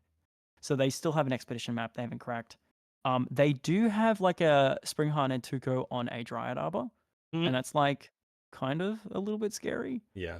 And like Rogue Thras, Timna Thras tries to talk me into like doing something about it, but my doing something is popping my freaking Urza's Cave, and I don't want to. That like just feels so bad. Like in response to like I'm not gonna freaking blink a freaking Dryad Arbor just to stop a Springheart and Tuco. Like that just like it's scary, but like yeah. They also have a cradle. They also have like the thing that flips that Spirit of Orazka, whatever it is, that thing that flips into another guy's cradle. Yeah. Whatever that is. Like the one that if you have growing four rights of creatures, Itlamok. yeah, if you have 4 creatures in a turn. So it's like it's kind of scary, but they all the mana in the world, but they don't have the pieces for some reason. I don't know why. But they're looking kind of scary, I guess. End step of Rogue Thras's turn. Timna Thras goes, I am going to, and I just drawn Tybalt's Trickery of some of like Rogue Thras's bullcrap. So Timna Thras end step of Rogue Thras, they go, I'm going to Vampiric Tutor. And I'm like, hey buddy, I have this. And the way I sequence this like is kind of I think why I lose. And I because he has like enough mana to do stuff. He also, but not like a lot. He has like I think 5 mana, 5 or 6 mana, so he can pay his taxes. He also has a Ranger Captain online. And I'm going, hey buddy, I have this. Is this a defensive tutor or are you jamming here? And he's like, I'm not going to show you my hand. I'm like, That tells you. Can you tell me what you're getting? And he's like, no. And I'm just like, because it's like I can't. It is, but like I can't show you what I'm doing. It's kind of how he postures it. So he gives me really mixed messages. He's like, it is a defensive tutor, but I can't show you what I'm doing because it would give away the game. And I'm like, like, and at this point, I wish I just faced up to the Tybalts and said, hey team, what do you guys think? Because if I'd done that, they would have been, yo, you're crazy. He's got a Ranger Captain on the S. He's probably lying. Yeah. So then I let it go off, and then he in upkeep cracks the Ranger Captain, and then just jams Thassademonic. Yep. And like when he cracks Ranger Captain, I'm pretty sure he also says, "Hey, look, guys, I know this looks scary, but don't be scared." So I think he does that. Like the guy is really nice, but he is I think he's a bit of a bold-faced liar. Yeah. No. And absolutely. the money's on the line. Like I get it, but at the same time, that was a fail. I think there's a bit of dishonesty going on. Yeah. Okay. He's a bit of a loose unit. Okay. No, buddy. If someone is questioning you about the intent behind your Ranger Captain in top pod, well into the game, and you just say, yeah, don't worry about it. You have no reason to trust that. And if he's put a card on a stack, and he's put a card on the stack with Ranger Captain up, like you gotta counter it. You gotta counter it because there's a 3-ball out, and you don't have to cast a spell or you don't have to cast many spells on your turn. He doesn't get anything off the 3-ball. Yeah, he doesn't get anything off the Tybalts, so it's just so funny because 3-ball means you have to pay your taxes. Right, which is another reason why you definitely should have just played that. Yeah. Yeah. You win on your turn, right? Yeah, I if looking back, I should have just said, yeah, I think I do. Like maybe. Like I possibly get stopped for reasons we'll get into in a second. But like I think I just had to be firm with him and say, look, tell me what you were getting and show me and talk to me about what you're getting, or I'm countering this. It's like I need to that's see the what thing. you're getting. See that's the thing though. You there's no reason to play that game. If you win on your turn, there's a 3-ball up. People are more or less tapped down, and this person is going deep just to get this tutor so they can win on their turn with a 3-ball up. And they can't cast the Tybalt's card. You just counter it and say and just say bite me. I'm jamming on my turn, and you guys are either gonna stop me or you're not. But I have Bark Form in hand, so you're not. Yeah, you're right. I should have just countered it and just not take the risk. Yep, 100% right there, because you're at a point in the game where someone's just gonna turn the quarter immediately, and you're gonna be in a 3-ball zone. So no, and not enough people are going to be able to help fight. Yeah, I mean, Kinnan, like, what happens is they crack it, and then, like, they cast Thassa Demonic. Kinnan does a Kinnan flip. They get a Hullbreaker, which is freaking scary. So, like, I don't think I win anyway, but, like, that's all in hindsight. Like, he might not have got a freaking Hullbreaker. Well, Hullbreaker doesn't And do then, anything on its own if he doesn't have spells that he can cast because he has a yeah, 3-ball. yeah, exactly. But, like, if it was my turn and he Hullbreaker in response, I'm freaking dead. No, But, like, that's... not. He has a 3-ball. The Hullbreaker doesn't do anything on its own. Oh, yeah, true. That is Yeah. really true. He could bounce his 3-ball, though. Which he probably would have done. Not And then it's like without. it's 2 for 1-ing. It's 10 mana though. Yeah, no, you're right. Yeah, true. Look, you're all right. Like, I should have just counted it and, like, just said, look, dude, sorry, no, you're not getting this. Yep. And then that being said, though, the expedition map is still online, and Rogthras does have mana. And I probably, in hindsight, don't think I win. I don't win there because of the Rogthras's expedition map getting him a Otawara Beseju to blow me out. So yeah. Does he have the Like, mana to? Does he have the mana to do both? yeah, he does. Okay, Yeah, he that's does. a reason not to counter it, because you gotta hope they're not gonna win, and because it's gonna get to Kinnan because you can be stopped, so you're not gonna force it. What you could do Yeah. in that situation though, just based on how you're describing the board state, because you can make your you can kind of have that suicide pact with you can make like some unfavorable like political play with Rogsai afterward, or Rogthras afterwards, like when you're saying, hey, I'm not going to win, I'm going, because I know you can blow me out here, I am not going to win, I'm not going to present a win, I'm not even going to go for the win. And that way you can play the game where you're playing on top of Kinnan trying to force, and Rogthras having to go after them to grab their Talon Gates to hit. Yeah, true. I can play chicken, and just, like, if he tries to pop it, like, he probably won't see it until it's... Yeah, there's possibly sequencing if he doesn't see it all happening. It's like the Yeah, pretty tic-tac-toe much. thing where there's two ways, two paths to victory, and you can't block both of them. So, just being the second person means you win. So that's my suggestion in that situation. Yeah. Show, you have any other you have any commentary there? I also just want to say as well, like, just to factor in the math. So there is Kinnan does have, like, that Nyxbloom Ancient in hand. It Yeah. got bounced. Yeah. So, like, Kinnan is so freaking scary, like, just with everything going on. Like, it's nuts. Well, it's an enchantment, with... so the Beseju thing is still relevant, right? Yeah, exactly. Yeah, you want to weigh in? As far as what to do, I mean, if your opponent is not giving you answers, it's because they're trying to win. Yeah, So that's... if your opponent, if you ask them and they're not willing to give you the information, and then you show them the counterspell and you're just like, we can do this the hard way, or you can not push for a win, guarantee that you're not going to push for a win, and we can stop the Kinnan from replaying his Nyxbloom Ancient. Or whatever, right? Because the fact that you have a hard counterspell for the next turn cycle is very useful. Right. Yeah, exactly. That's kind of my thinking. I don't want to throw it away right now. And if I'm he like, doesn't want you to not throw it away, that means he's winning. Right. yeah. But, like, I think he can just pretend to So make it. the Yeah. the other thing that you could do there is talk to your other opponents and be like, hey, does Ranger Captain being there stop you from interacting on their turn? Because this way you're getting more information on, who has counters and what they potentially might have. Mm-hmm. Yeah. Because otherwise, like, you're just giving away the information that you can stop someone's win and they can plan around it. Yeah. And just wait for the window where they know that they have the counter available. Mm-hmm.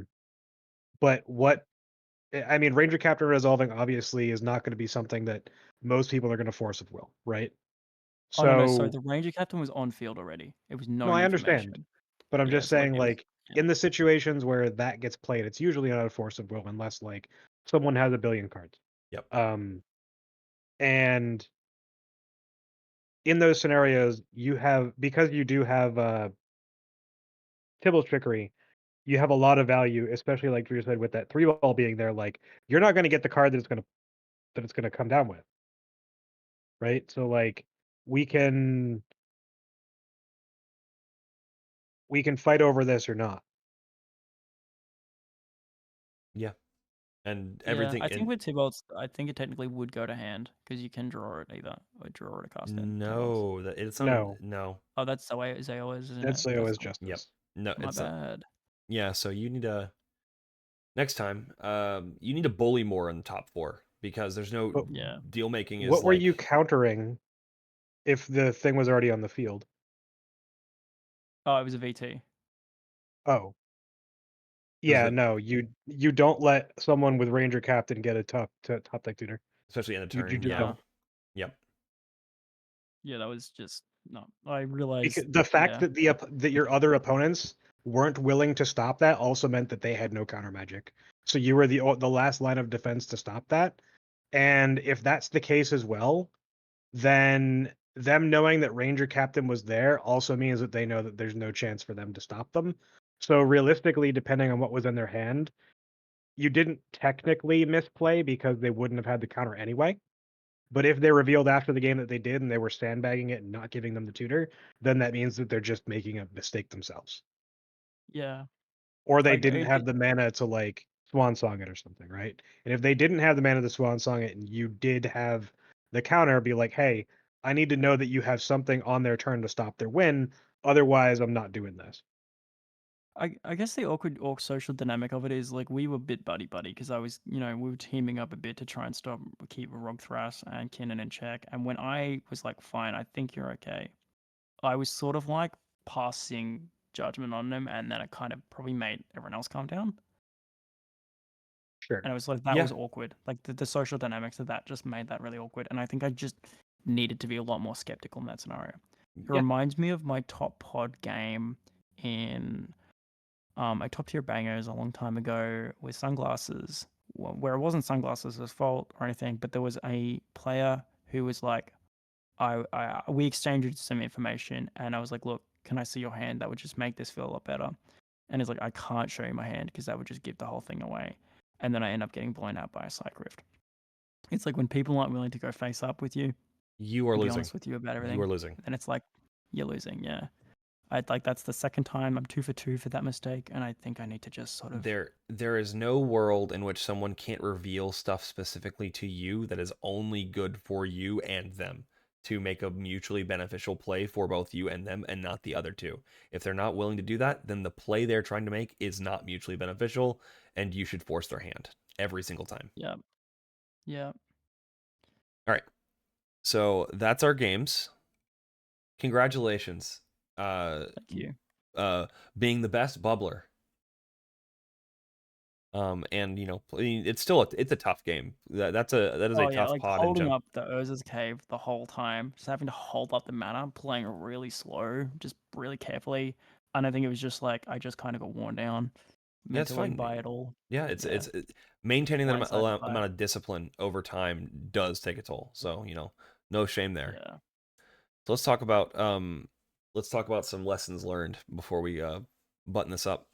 So in terms of I'm just going to characterize what I've seen. You can correct or heard, and you can correct me. It sounds like you jammed when you thought you needed to, and you were mostly right. Your mulls were pretty good, except for your fourth round, because you kept greed, which didn't end up hurting you because the loss was still a top 4 as it turned out. Could have come away with more money though. That's true. I could have got top seed or one of Right, the top seeds. and it sounded like you were sandbagging appropriately and not just jamming because you could, which I think is like kind of a skill check that Magda pilots have been learning over the last like year and a half or so of playing a little bit more disciplined and a little less heads up. It sounds like where your biggest like if you had to give yourself a C somewhere, it would probably be in the politicking zone of letting people get too much leverage over you and to not being Yep. willing to like force issues with players that were being friendly. Yeah, I get done over by friendly, like that devil on my shoulder. Damn it, I trust humanity too much. I guess sometimes. Like I'm very reasonable with politicking. Sometimes speaking up when I'm like, hey, I think you're making a suboptimal choice. Like one example was in that last game. Like it was a really tiny thing, but it was like, hey, Tim Thrascos, instead of exiling your own land, how about you exile Kenan's land because they've got a freaking yeah, that land that cares about delirium. You know the one. Brain not working today. Shifting Woodlands. The one that copies. Yes, The one that shifting copies. woodlands. Shifting Woodlands. Yeah, that's the one. And I'm like, hey, just do that. Like, I'm good to speak up when it's like I think you're making a suboptimal play. I get done over by people being friendly with me. I think way too much. Yeah, well, Yeah, you're right. being called out on it and having it be your undoing in a tournament is a good way to learn, honestly. Yeah. But I mean, honestly, it does sound like you played pretty tight. Generally, maybe the fourth round was a little loose just because of time. And if you're like someone who's like hypoglycemic, you don't get a lunch. If you're like diabetic or anything like that, like 6 hour days can be very mentally taxing when you're just locked in for that amount of time without food. ADHD. I'm not hypoglycemic, but ADHD brain. The meds wear off. Like Oh, it are happens. you on Adderall or Yeah. something? Yeah. Okay, yeah, no, absolutely. As someone who has toyed around with it before, I noticed the difference. It's pretty insane, the difference. So I definitely get it. That's the Um, real cocaine, but not really. Speed is speed, man. Um, so I don't think I need to ask you which card overperformed for you because I think I think you've said it. You said the card's name more than any other card in the during this episode. Pyrokinesis is pretty nuts for you. Yeah, it's like I know Mishra and me will probably differ on this. Look, and I'm very sympathetic to the perspective of going down a card sucks. It absolutely sucks. Like I'm not gonna sugarcoat that. And sometimes you're pitching a dwarf, and that feels like dog crap. Like I can't deny that for a second. But it allows you to play out more and not sandbag stall and still have your guns up and play defensive at the same time. And I think it does it better, like way better than a Flare of Dupe does. Mm-hmm. And I think if you're in a meta where you've got really good targets to deal with, I think it's really, really potent. It unlocks windows that aren't there otherwise. And the fact that you can spread the damage out to like 4 dorks, which like I know like an aggressive play like that to kind of police is not something I would recommend very often, but it does come up. Right. And it does create windows. I think the card just and its instant speed, like the card I can't go home without it. I go out without it now. It's just I think we need it. Like I was really thinking about cutting it, but this just reinforces to me that it's just really important. All right. I mean, there's absolutely hands that you don't get it. You need a bit of luck. But yeah, for me, I think it's staying in. All right. What about underperforming cards? Underperforming cards, like I guess like the Ragavan is something that I probably really should talk to as well. Look, I had to do a bit of social work to kind of like political work to kind of get that in. Um, I I'm still favorable of it because we've kind of gone up on the relic synergies Yeah. and the legendary manas sort of stuff, Mm-hmm. and it's just like it's that 1 mana dwarf like that just kind of creates treasures, but it isn't a dwarf. But like it just creates these windows sometimes that you just nothing else in the deck gets. Like being able to steal a Smothering Tithe is just silly. It Um, is. But those things are few and far between, right? But the other thing yeah, that you for have to sure. consider is that like Go-Go's coming out. So you have to figure out what in your deck is going to be replaced by Go-Go. If you're a player that's going to run it. And I think a lot of us are going to be trying it. And I think that as far as the Relic synergy or the Mox Amber synergy, Go-Go's still kind of there. Even Especially though for he's a little Relic. bit more expensive. Yeah, especially for Relic. Um, but like in the mid game, if Magda dies and Go-Go's out, like it still enables you to use your Mox Amber if it's out. Um, and that's not negligible, I think. But Ragavan, like we said in the last podcast, is really good in situations where you're running Blood Moon, Magus of the Moon, and making sure that you can cast your 3-drops on turn 2 is pretty potent. So if you're okay with the fact that this card is basically useless after turn 3 or turn 4, outside of like political deals, or after a board wipe is resolved, Yeah. then like it's perfectly fine to play. Yeah, I completely agree with you there. I think that Ragavan, I think it's still like there's a lot of decks that arguably get way less value from Ragavan that run it, and I'm just like, there's got to be. I still think the card is just really decent. Like Well, for I those can't. decks, it Yeah, solves problems with like their early mana bases sometimes and with what they're trying to cast. Yeah. So yeah, the treasures for them is actual ramp, whereas the treasures for us usually are this helps us get to our activation. Yeah. Outside of that, I need to play a 3-drop on turn 2. yeah. That makes sense. I think that.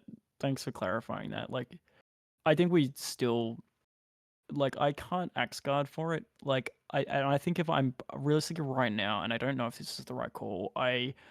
My test card before this tournament was Trinisphere. I think I'm just gonna sub Trinisphere for go and go to 29 creatures, which probably feels like a lot. I probably will cut it down eventually, but yeah, that's kind of where I'm feeling right now. I I don't had know, X like card do work for me over the past weekend, so that's a card I'm relatively high on right now, personally. But that's confirmation bias. I think it's a yeah, solid X card card. is good too. I think that what pushed me towards that, like the other angle, I could cut I personally Bloodline. took out Bloodline because I didn't feel like I needed more density for artifact dwarves than 6. Um, and there is slightly higher value you can get elsewhere. Um, I I think I'd rather have Ragavan than Bloodline Pretender if like all things equal. I know they're not really filling the same spot in the deck, but I'm not going to run 3 ball right now. I don't think it's correct. Yeah. Um, So right now I'm cutting 3 ball, and that's kind of yeah, my, and I'm going to 29 creatures. Like that's kind of where I'm at. I if we might. want to talk about a tangent real quick, yeah, go for my it. friend just messaged me their Winota list, and one card in it caught my eye, and that's Let's go. Alpine Moon. Alpine Moon. What the hell is that? So 1 mana red enchantment that lets you name a non-basic land, and it basically turns it into a colorless land. So we've been wanting an answer to Gaia's, um, Gaia's Cradle. It's an answer to Gaia's Cradle, but it's also like I'm going to shut off their their UC. UC for like Yeah. 3 decks in your pod. So it's not like completely dead in other matchups either. What's Alpine Moon. is it It's an 1 mana? interesting choice. It's 1 mana. It's kind of like a multi. It's interesting because it plays more like it's like a Authority of the Consoles kind of card. Like you Mhm. Oh my just drop it, gosh. you don't have to care about it. Yeah, it came out like MH1, right? No, it came out in M19. Okay. That is yeah, that's cool. I love that. I also, yeah, while we're here, let's talk about the Cradle Farm meta just for a little bit and just burn the candle at the other end. Damage Sphere, I love the card. Never saw it in the tournament, but I wish I did. Card is fantastic. Like Ral I is know that. actually winning a lot of tournaments. Like Blake is doing especially well with the deck. Recently, Yeah, he's won like 4 tournaments. He's top 16 like another 3 tournaments or something like that. and So, they cry so hard when they see Damping Sphere. oh yeah, it Yeah, makes it really hard for them. Yeah, the I mean, card is nuts. and I assume that VV is going to show up and do similar stuff. Yep. That deck's going to be pretty. Like, I think it has like it's worse than Ral, but it's probably somewhere in the Stella Lee realm. It doesn't combo the ham sandwich, but it's a lot more resilient. It doesn't flip and give you 8 cards or whatever. Right, but yeah, Ral obviously it's Ral's just fucking nutso card. Not okay, Wizards. I mean, keep printing those. Just give me like a I don't know a green one that's like really good. Actually, they tried and it's not very good. Grist is not Ral. Tameo is though. Yeah. They did a good job, I think. I think generally they did a pretty good job with those Slipwalkers. What was I gonna say though? Um, did you ever feel like you were the arch enemy during the tournament? Like when you sat down, did you find that there were game states where you had like no allies at the table, everyone was just gunning for you? Yeah, no, I didn't. And the reason why is because my wins, they came fast. That's fair. And it was like, obviously, when I'm just winning, then I'm the enemy. I got shot a couple of times, but it was never really about me. Hmm. I think there were games where I slow rolled a bit, and I was scary, but I was like, look, hey, this is cEDH. We're all freaking scary. Right. Like, I saw a little bit of that going on, and I'm like, because like the Timna Thras player that we had a scuffle with in the final pod, I sat down with him in round 2, and he was like, Magda, and I'm like, and all I just said back to him was, Tim Nathrasios, Sisse, Manias, like, hey, is cEDH, we're all scary, calm down. Right. And that just kind of puts Exactly. people in their place. Like, It's like, just shut up. Like, seriously, we're all scary. yeah, it's like, excuse Like, me, this is cEDH. your Smothering Tide was also a Ristic study. What are you complaining about? Um, Yeah. um, Like, any of that, like, small bean, this deck is a problem stuff, like, I that triggers me hard, and I just like in any online game, I will always just go into bat and say, "Hey, that's not okay. Look, we're all scary." I will like that's not a productive conversation. Like you know how Magda works, we all know how Magda works. I think that like if you sit down at a table with like a Rogsai or a Rel, you need to have that conversation because it affects mulliganing decisions and like we just don't want the table to get got. I think that's right. different from just fear mongering unnecessarily, just so you can have an advantage and just slip on in. Well, yeah. Well, You like know? it's. I don't think there's a problem with it. If it works, you should use it. But if it works, then there should be a political counterplay, which is to say like, hey, we're all scary here. There's no need to pretend that one deck here stands above the others. To the extent that it needs to be, um, focused on from the rip. Um, If it So works like for some people, that slimy tactic, then fair enough. But it's like I just feel like it's a bit dishonest and slimy. I'm It's gonna not be for me. complete before you hop in show. I just want to be honest. The way in which you characterize how certain people politic when it comes to like um subterfuge or sleight of like political sleight of hand or what have you, um I think it's going to hold you back because the way you're talking about it is you're making like a value judgment in something in a game about hidden knowledge, subterfuge, bluffing, and such. And the way you're talking about it makes me feel like you're at first analyzing it from like a moral perspective, and I think that's not Yeah, I see that that's not totally. particularly productive to dismantle it because first you're deciding whether it's okay. What first you should be deciding is how am I going to be effective at combating it politically? Yeah, you're right. It's like lizard brain when money is on the line. It's just gonna happen. That's just how people are. Right. I Like just mean, accept that. there are some successful players that quite literally will lie Oh, through their sorry, my teeth, mic. At every round, at every opportunity, they will just do it when they think it's going to be their window. and they still perform well and have for years. So like I don't know. There are some times where it's a net positive, but sometimes even when you have that, I know this person is going to lie a lot. It doesn't actually matter in some cases if that player is a strong enough player Yep. outside of those scenarios. Yeah. Like if they know when to reveal information, if they know when, to actually be truthful. Yep. Um, and it just, it holds it over your head. They could be lying. They probably are lying. Um, but you don't ever truly know. Yep. Yeah. And like I don't want to get like too like I think that it colors my perspective a little bit, and it's sort of like that early interaction I had with Keenan in that last game. It was like he blew me out probably a little unnecessarily, and then I saw that he was like sort of gassing up like wrong Thras, and I'm like, I don't think I can trust this guy. But in reality, it's like, well, Tim Thrasios was just as untrustworthy in the end, and it's like Right. at the end of the day, no one can be trusted. It's just cEDH. Right. Everyone's out for each other, right?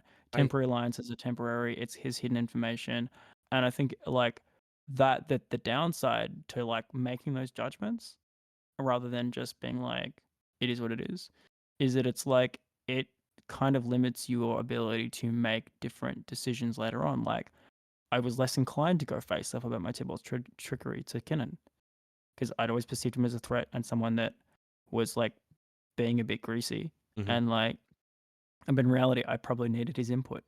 And it's just, hey, I have this Tybalt's trickery. What do you think? And like the Rog Thrust guy was really honest. He was I mean, again, I'm doing value judgments at the table again, but he was like a pretty genuine guy, and like he probably would have given me good advice as well. Like he would have said, I think you should counter this, and then I'm like, yeah, I'm gonna stick with the table here. And you're right. Like those value judgments, I probably do need to keep myself in check a bit more and just kind of always just keep my expectations at a baseline and Yeah. just kind of work from that. Yeah, J- that's a good So point. here's something I think I can tell you to help you a little bit. Um, when someone's lying, they're doing it for a reason. In a game, that where like subterfuge is important. And because subterfuge is important, when they're telling you the truth, they're doing it for a reason, and that reason is always self-serving. And therefore, there is not really in a game where open lying is within the rule set, and all the graduated versions of bluffing and subterfuge are fair game. There is literally nothing no different than telling someone the truth, or there's relatively little difference between telling someone the truth using particularly useful omission and being very cagey in terms of their purpose. But the only difference is which method does this person think is going to be the most effective at this moment at pointing you in the direction they need you to be, so you don't lose the game, or they don't lose the game, or they win the game, right? Like that, like my like 6 treasure, the magic treasure is the winning treasure thing, is not done to um out of any sense of fair play. It's literally just, I think that I get further in the game without getting blown out if people know I'm not winning right now. Yeah, that's fair. So It's just, going back to Rogthras, yeah. let's get back to Cradle Form. Yeah, So, that's good. like, even though there are things that can deal with it, like Blood Moon, Magus of the Moon, that new card Alpine Moon that like we were talking about, um, it's not really our job, Nope. realistically. I mean, you can run stuff like that as like if you really want to deal with the deck and you feel like it's enough of your meta share that it needs attention from you, sure, run stuff like that. But like it's realistically not our job to keep them in check, and it's actually really hard for us to keep them in check outside of like an early portal before they really get set up. Yep. Um, because plenty of times they're at 4, 5, 6, 7 creatures, and a portal just doesn't do what you need it to do. Yep. They have more mana than God, more creatures than God, and you will just never you'll never make the dent that you need to. Yeah, I think that like there are certain pieces like Damping Sphere, maybe this new Alpine Moon. What they do, I think is still really valuable though, because it gives headroom. Sometimes all we need is time, and like these pieces, when they're deployed at the right time, they just buy us a little bit of time and headroom to kind of just maybe carve out a window. And they also, what they do is they create a new target for their removal to hit first. Yep. So like if they've got a chain of vapor or something or whatever it is, Floodmore, it's like if you're against the Rock Thrash and they're the ones sitting on that, like which is potentially unlikely, but it's possible. They're gonna hit that damping sphere first before they hit your Magda. Oh. Or they're gonna baby rift instead of maxi rift. Yep. And that's when you see that happen, you have the biggest smile on your face because you're like, it's done its job. You can stay now in my hand now, buddy. Yeah. And Hopefully, I'm gonna win now. Yeah. right. I mean, there's cards like that throughout the game where you like Gimli. Let's say Gimli is like a proactive lightning rod. That doesn't do anything except for win you the game, realistically. But sometimes it saves Magda, which can buy you time to win the game after he's gotten a swing in, right? The amount of Yeah. times that Gimli had like having Gimli out, making 5 treasures, and then being like portal, and everyone's like, "Oh crap!" And then Magda dies, but Gimli's still alive, and they're just like, "Cool, 2 treasures, replay Magda," and they're just like, Yeah. okay." Can you all And then rebuild you're right like, now? Yeah. next turn they only have 1 creature that they can't put in front of Gimli still, and you're just like, 5 treasures? Yep. Yeah. So Yeah. I guess outside of like the play stuff we talked about, do you think there's any like deck building tech that you want to make changes to like better represent or if you were rebuilding, if you were doing this tournament over with the same knowledge about the meta, what would you change about your deck? You know, it's gonna sound really cheesy and corny. I don't think I would change much of anything, honestly. I Yeah. think all of the pieces were really there. Even the Ragavan, like it had its moments. I still think it's sometimes can be an uphill battle, but like again, like I said earlier, like our best wins happen early. Mm-hmm. Our best and most consistent wins happen early. If you're jamming three or four, you might get there, and you might actually get lucky enough to find a window and win. Yep. Like my 2 wins at this tournament happened early. They were like turn 3, turn 4, Mm-hmm. and that's just. I mean, we can definitely go the distance, but we are not as good at it. And Ragavan specking for the early is really helpful. You I know, I generally think I agree with you. Also, mid range is just playing greedy right now, and that means that we have more. Our windows are larger, effectively, and we can play more proactive doublers. Like, that's why I'm very excited about Go-Go because I think it actively preys upon this motivation to just you know just establish value engines that don't stop me from winning the game effectively. I'm so I think excited for Go-Go. That's Go-Go, like just like Gimli, Go-Go actually forces interaction to be used earlier. So like if you don't have the mana to replay Magda, it really sucks, right? But if you have the mana to replay Magda and Go-Go forces your Magda to die, well then one piece of interaction is no longer there to stop you from winning when the time comes. Yeah. So it's kind of hit and miss as far as like the value of that goes, but to me it's always better to have it out of the way rather than, people saving it for when you're actually pushing for a win. Right, because you Because are you are the doom clock that they are just teching.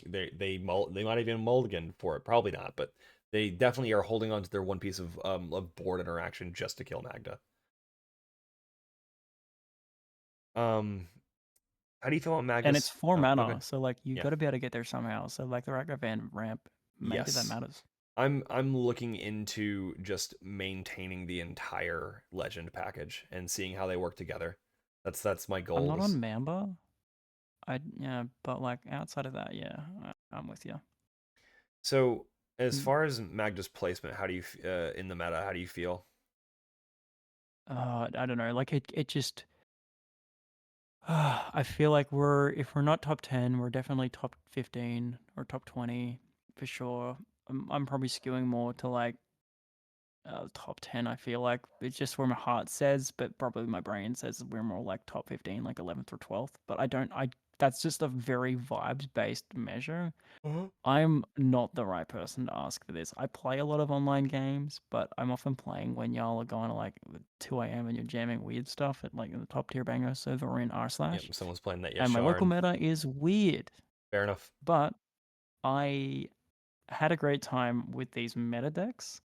When I'm versing meta decks, Magda feels pretty decent if we can Mm-hmm. just kind of get out and find our window. Cool. When we're not against the meta decks, oh boy, it's bad. Yeah, the Naya style of play is a little bit rough for us. They kind of steal our lunch money a little bit. Um, Yeah. so since you got a nice big experience with the like what I'd consider like the standard TDH meta, what's a deck card or interaction or play pattern that you previously didn't it wasn't on your radar but you think people should be thinking about? Interesting. I'm a Magda specialist. Like, I don't play anything else. I'm like, sure, I play what I love. Even my casual deck is Depala, and it's just Dwarves with Magda hidden inside it Yep, with a weaker version of the combo. sure. So like, maybe I'm not the best person to ask for this one either, but like a deck card interaction or play pattern that you previously overlooked that others should be looking out for. Oh man, this is like I don't know, like Magda is just about technical play, knowing your lines, knowing when you can ladder out and like get it to work. I Yeah, I'm not really giving you a really good answer, am I? I Like, I'll answer for I you don't know. because you already answered this Oh, question. I think I want to highlight it again. The synergy between the dash version of Ragavan and how you can just always have after Pyrokinesis, yeah. after Pyrokinesis really and the Ragavan synergy is interesting. I don't know if it's enough to make you want to play the cards together, right? But it certainly doesn't make you want to play the cards less, and it's something to think about. And it's an extra play pattern where you can get your treasure and um uh, you know prevent blockers the next turn or what have you. I Yeah, have something. oh Yeah. yeah, you go. Because we are in a very Cradle Farm heavy meta, Mm-hmm. when they are trying to push their wins, they need 6 creatures or more in order to win with their Oboro Breezecaller plus Talongates line. Mm-hmm. If you want to stop that line, you have to use your interaction when they're using the ability of Talongates to put it into play, but it is not yet in play. Okay, That's so when you can get rid of a Boro Breezecaller, and it will stop their line outside of them putting more lands back to their hand to untap Cradle to maybe dig for an answer. You do need to do that, provided they don't have more mana to go over the top, because they can activate Breezecaller again. They they can activate Breezecaller again, but not for Talongates because Talongates is No, not in play yet. no. Because when you activate Breezecaller, like Talongates is still in hand. So Yeah, like, let's just assume that Breezecallering. Wait, is the Breezecaller the one? no, No, you're right. Because Breezecaller Breezecaller puts it doesn't. to hand. So you let the Right, that first makes one sense. Yeah, resolve, and then when they yep, use the activated ability to put it back into play, yep, to get through the land per turn restriction. Mm-hmm. That's when yep, you interact. Yeah. yeah. I mean, if they have 8 mana there, they just have it, right? But I mean, 8 mana. What do you mean? they can reactivate the Talon Gates, right?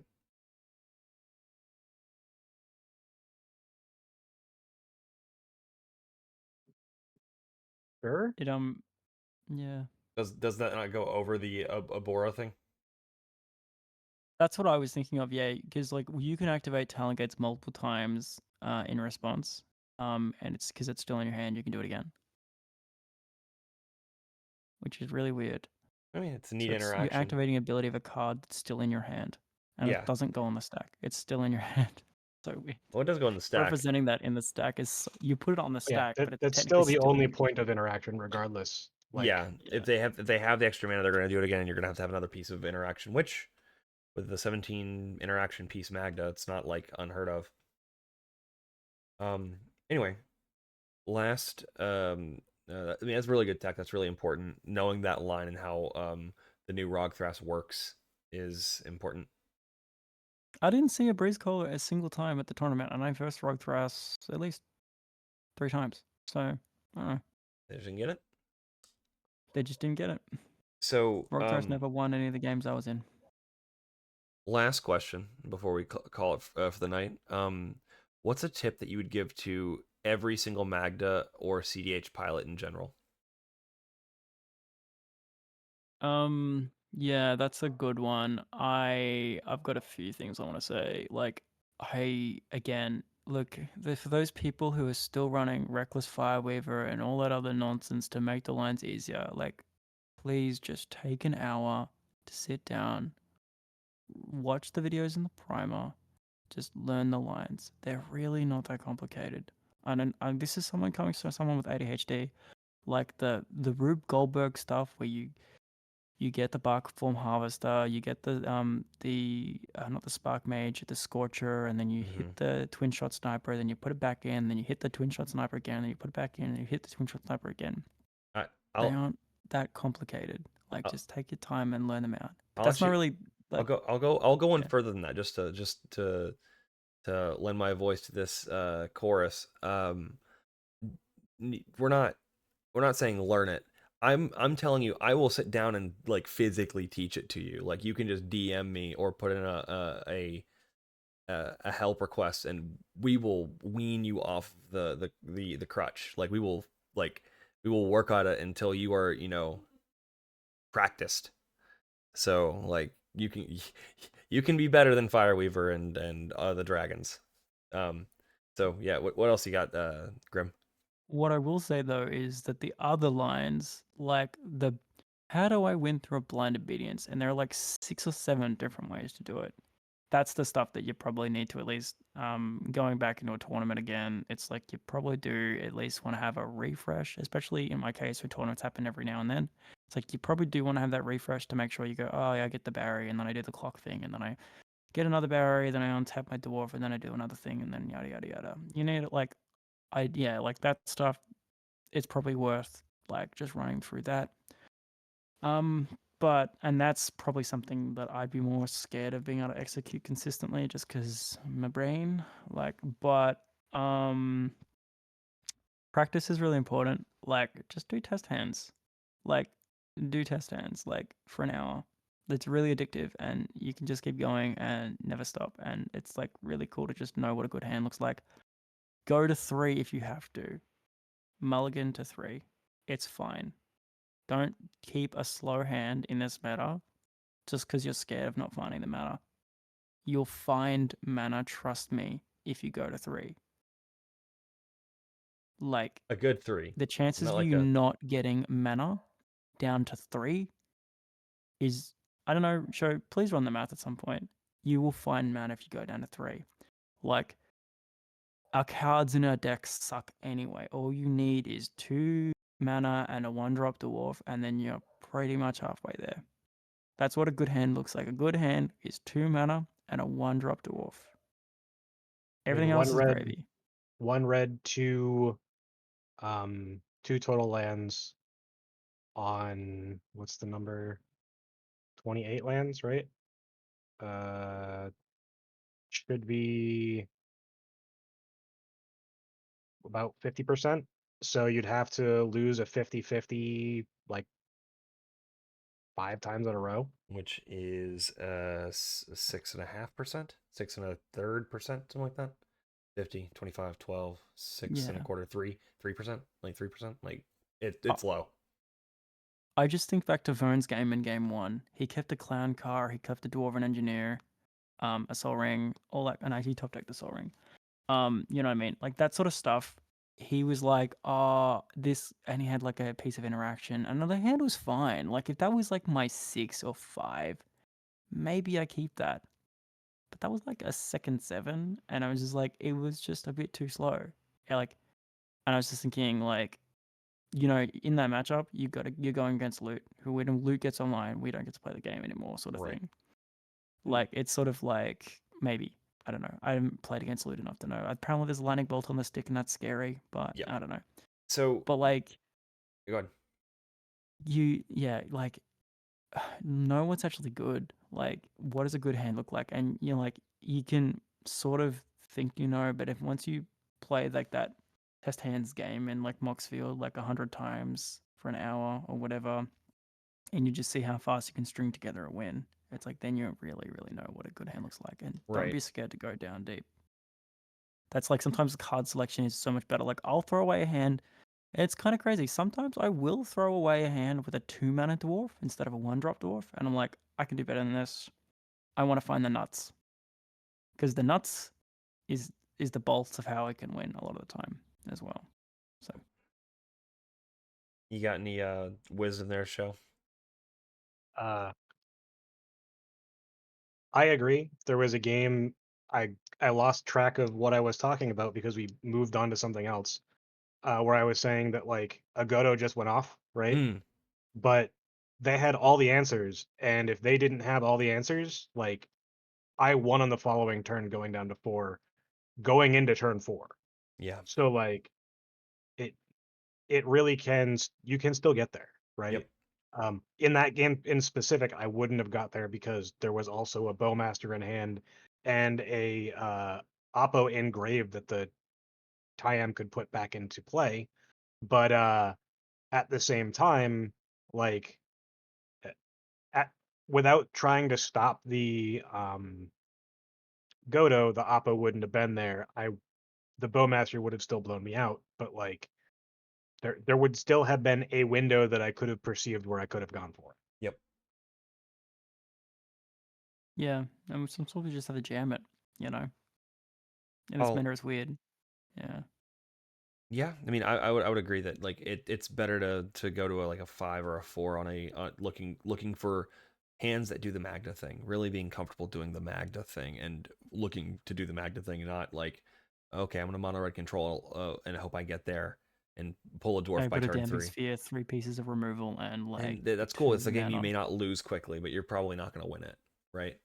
Yeah. And that's kind of like, it's not a problem to start the game looking how you're going to turn the corner quickly. My piece of advice for folks would be that quiet dwarves die first. Be proactive in your communication. Being quiet equals being scary. It means you're not presenting the best face to the table, and setting the tone, setting expectations about how fast you're winning. I do it through a sub game where I show people the treasures that mean I'm winning the game, and I use those exclusively for winning the game, and the other treasures I use exclusively for playing the game. And I, bang that drum with against my opponents early, so that they are conditioned to see me as someone working towards a position where I can win, not someone who is constantly on the precipice of winning if they take their eyes off me for a second. And um, they don't know the difference. Like, if you're quiet, they don't know the difference. You are Schrodinger's winning Magda. You are always in the state of probably winning soon. So that's something that you can proactively make a lot of headway to kind of construct the conversation around you not being a threat. So yeah, communicate often, communicate early, do it productively, be as honest as is useful. Don't be honest to a fault. Even with my like funny treasure thing, I'm being honest, but I'm not literally telling people the interaction points when they show up. No, another thing is be proactive when putting things on the stack that people are going to have opinions about. If you're going to put it on the stack, you were going to show people, might as well show it before it's on the stack, and say, hey, I'm thinking about playing this. We're going to have a conversation about why I shouldn't, or you're going to show me why I'm not going to, and we're going to move on with our day. If it's one of those situations where you're trying to bait out, um, uh, let's say, a offer you can't refuse, or a swan song or something like that. And that would be my Another thing yeah, good. I'll say one thing as well. Like, I'm always like, when I'm about to win, like when I have like the Magda activation on the stack or whatever, I'm always gonna try and bait the concession. I think that's like a bit of a game we can try and play as well, because because when you do that, it's just sort of like they may not see that they have an answer. Like, there's every chance that someone just doesn't fully get when the interaction point is, or something like that. Or like, oh wait, I have a Besiege. Does that answer this? I'm like, Right. well, too late, buddy. Right. And You already saying, conceded. there's a couple of places where you can say, and I go infinite, right? You don't Yeah. necessarily say, hey, I present a loop. You can just say, and I'm going to proceed to make infinite mana at some point, right? And that's a thing that you can, you can Shortcut bait out the. technically. What's that? It you saying that is like, if people agree to you shortcutting that, then it's too late. Right. Right. And Yeah. if Oh, no, exactly. I'm literally just trying to say, do you want me to play this out, or could we just call this here? See, Just something here's the simple thing. like that. I actually disagree with you there, because I think making people, letting the table agree to making infinite mana, it doesn't matter if they concede you've already won, right? and they Yeah. may be more, they may be allowing themselves to skip steps in their head. Whereas if you say, hey, do you concede? We'll put them in the mindset of, I'm going to scrape here and look for things. So that's just a Oh, thought. interesting. That's a good point. Yeah, because Yeah. I'm gonna be honest.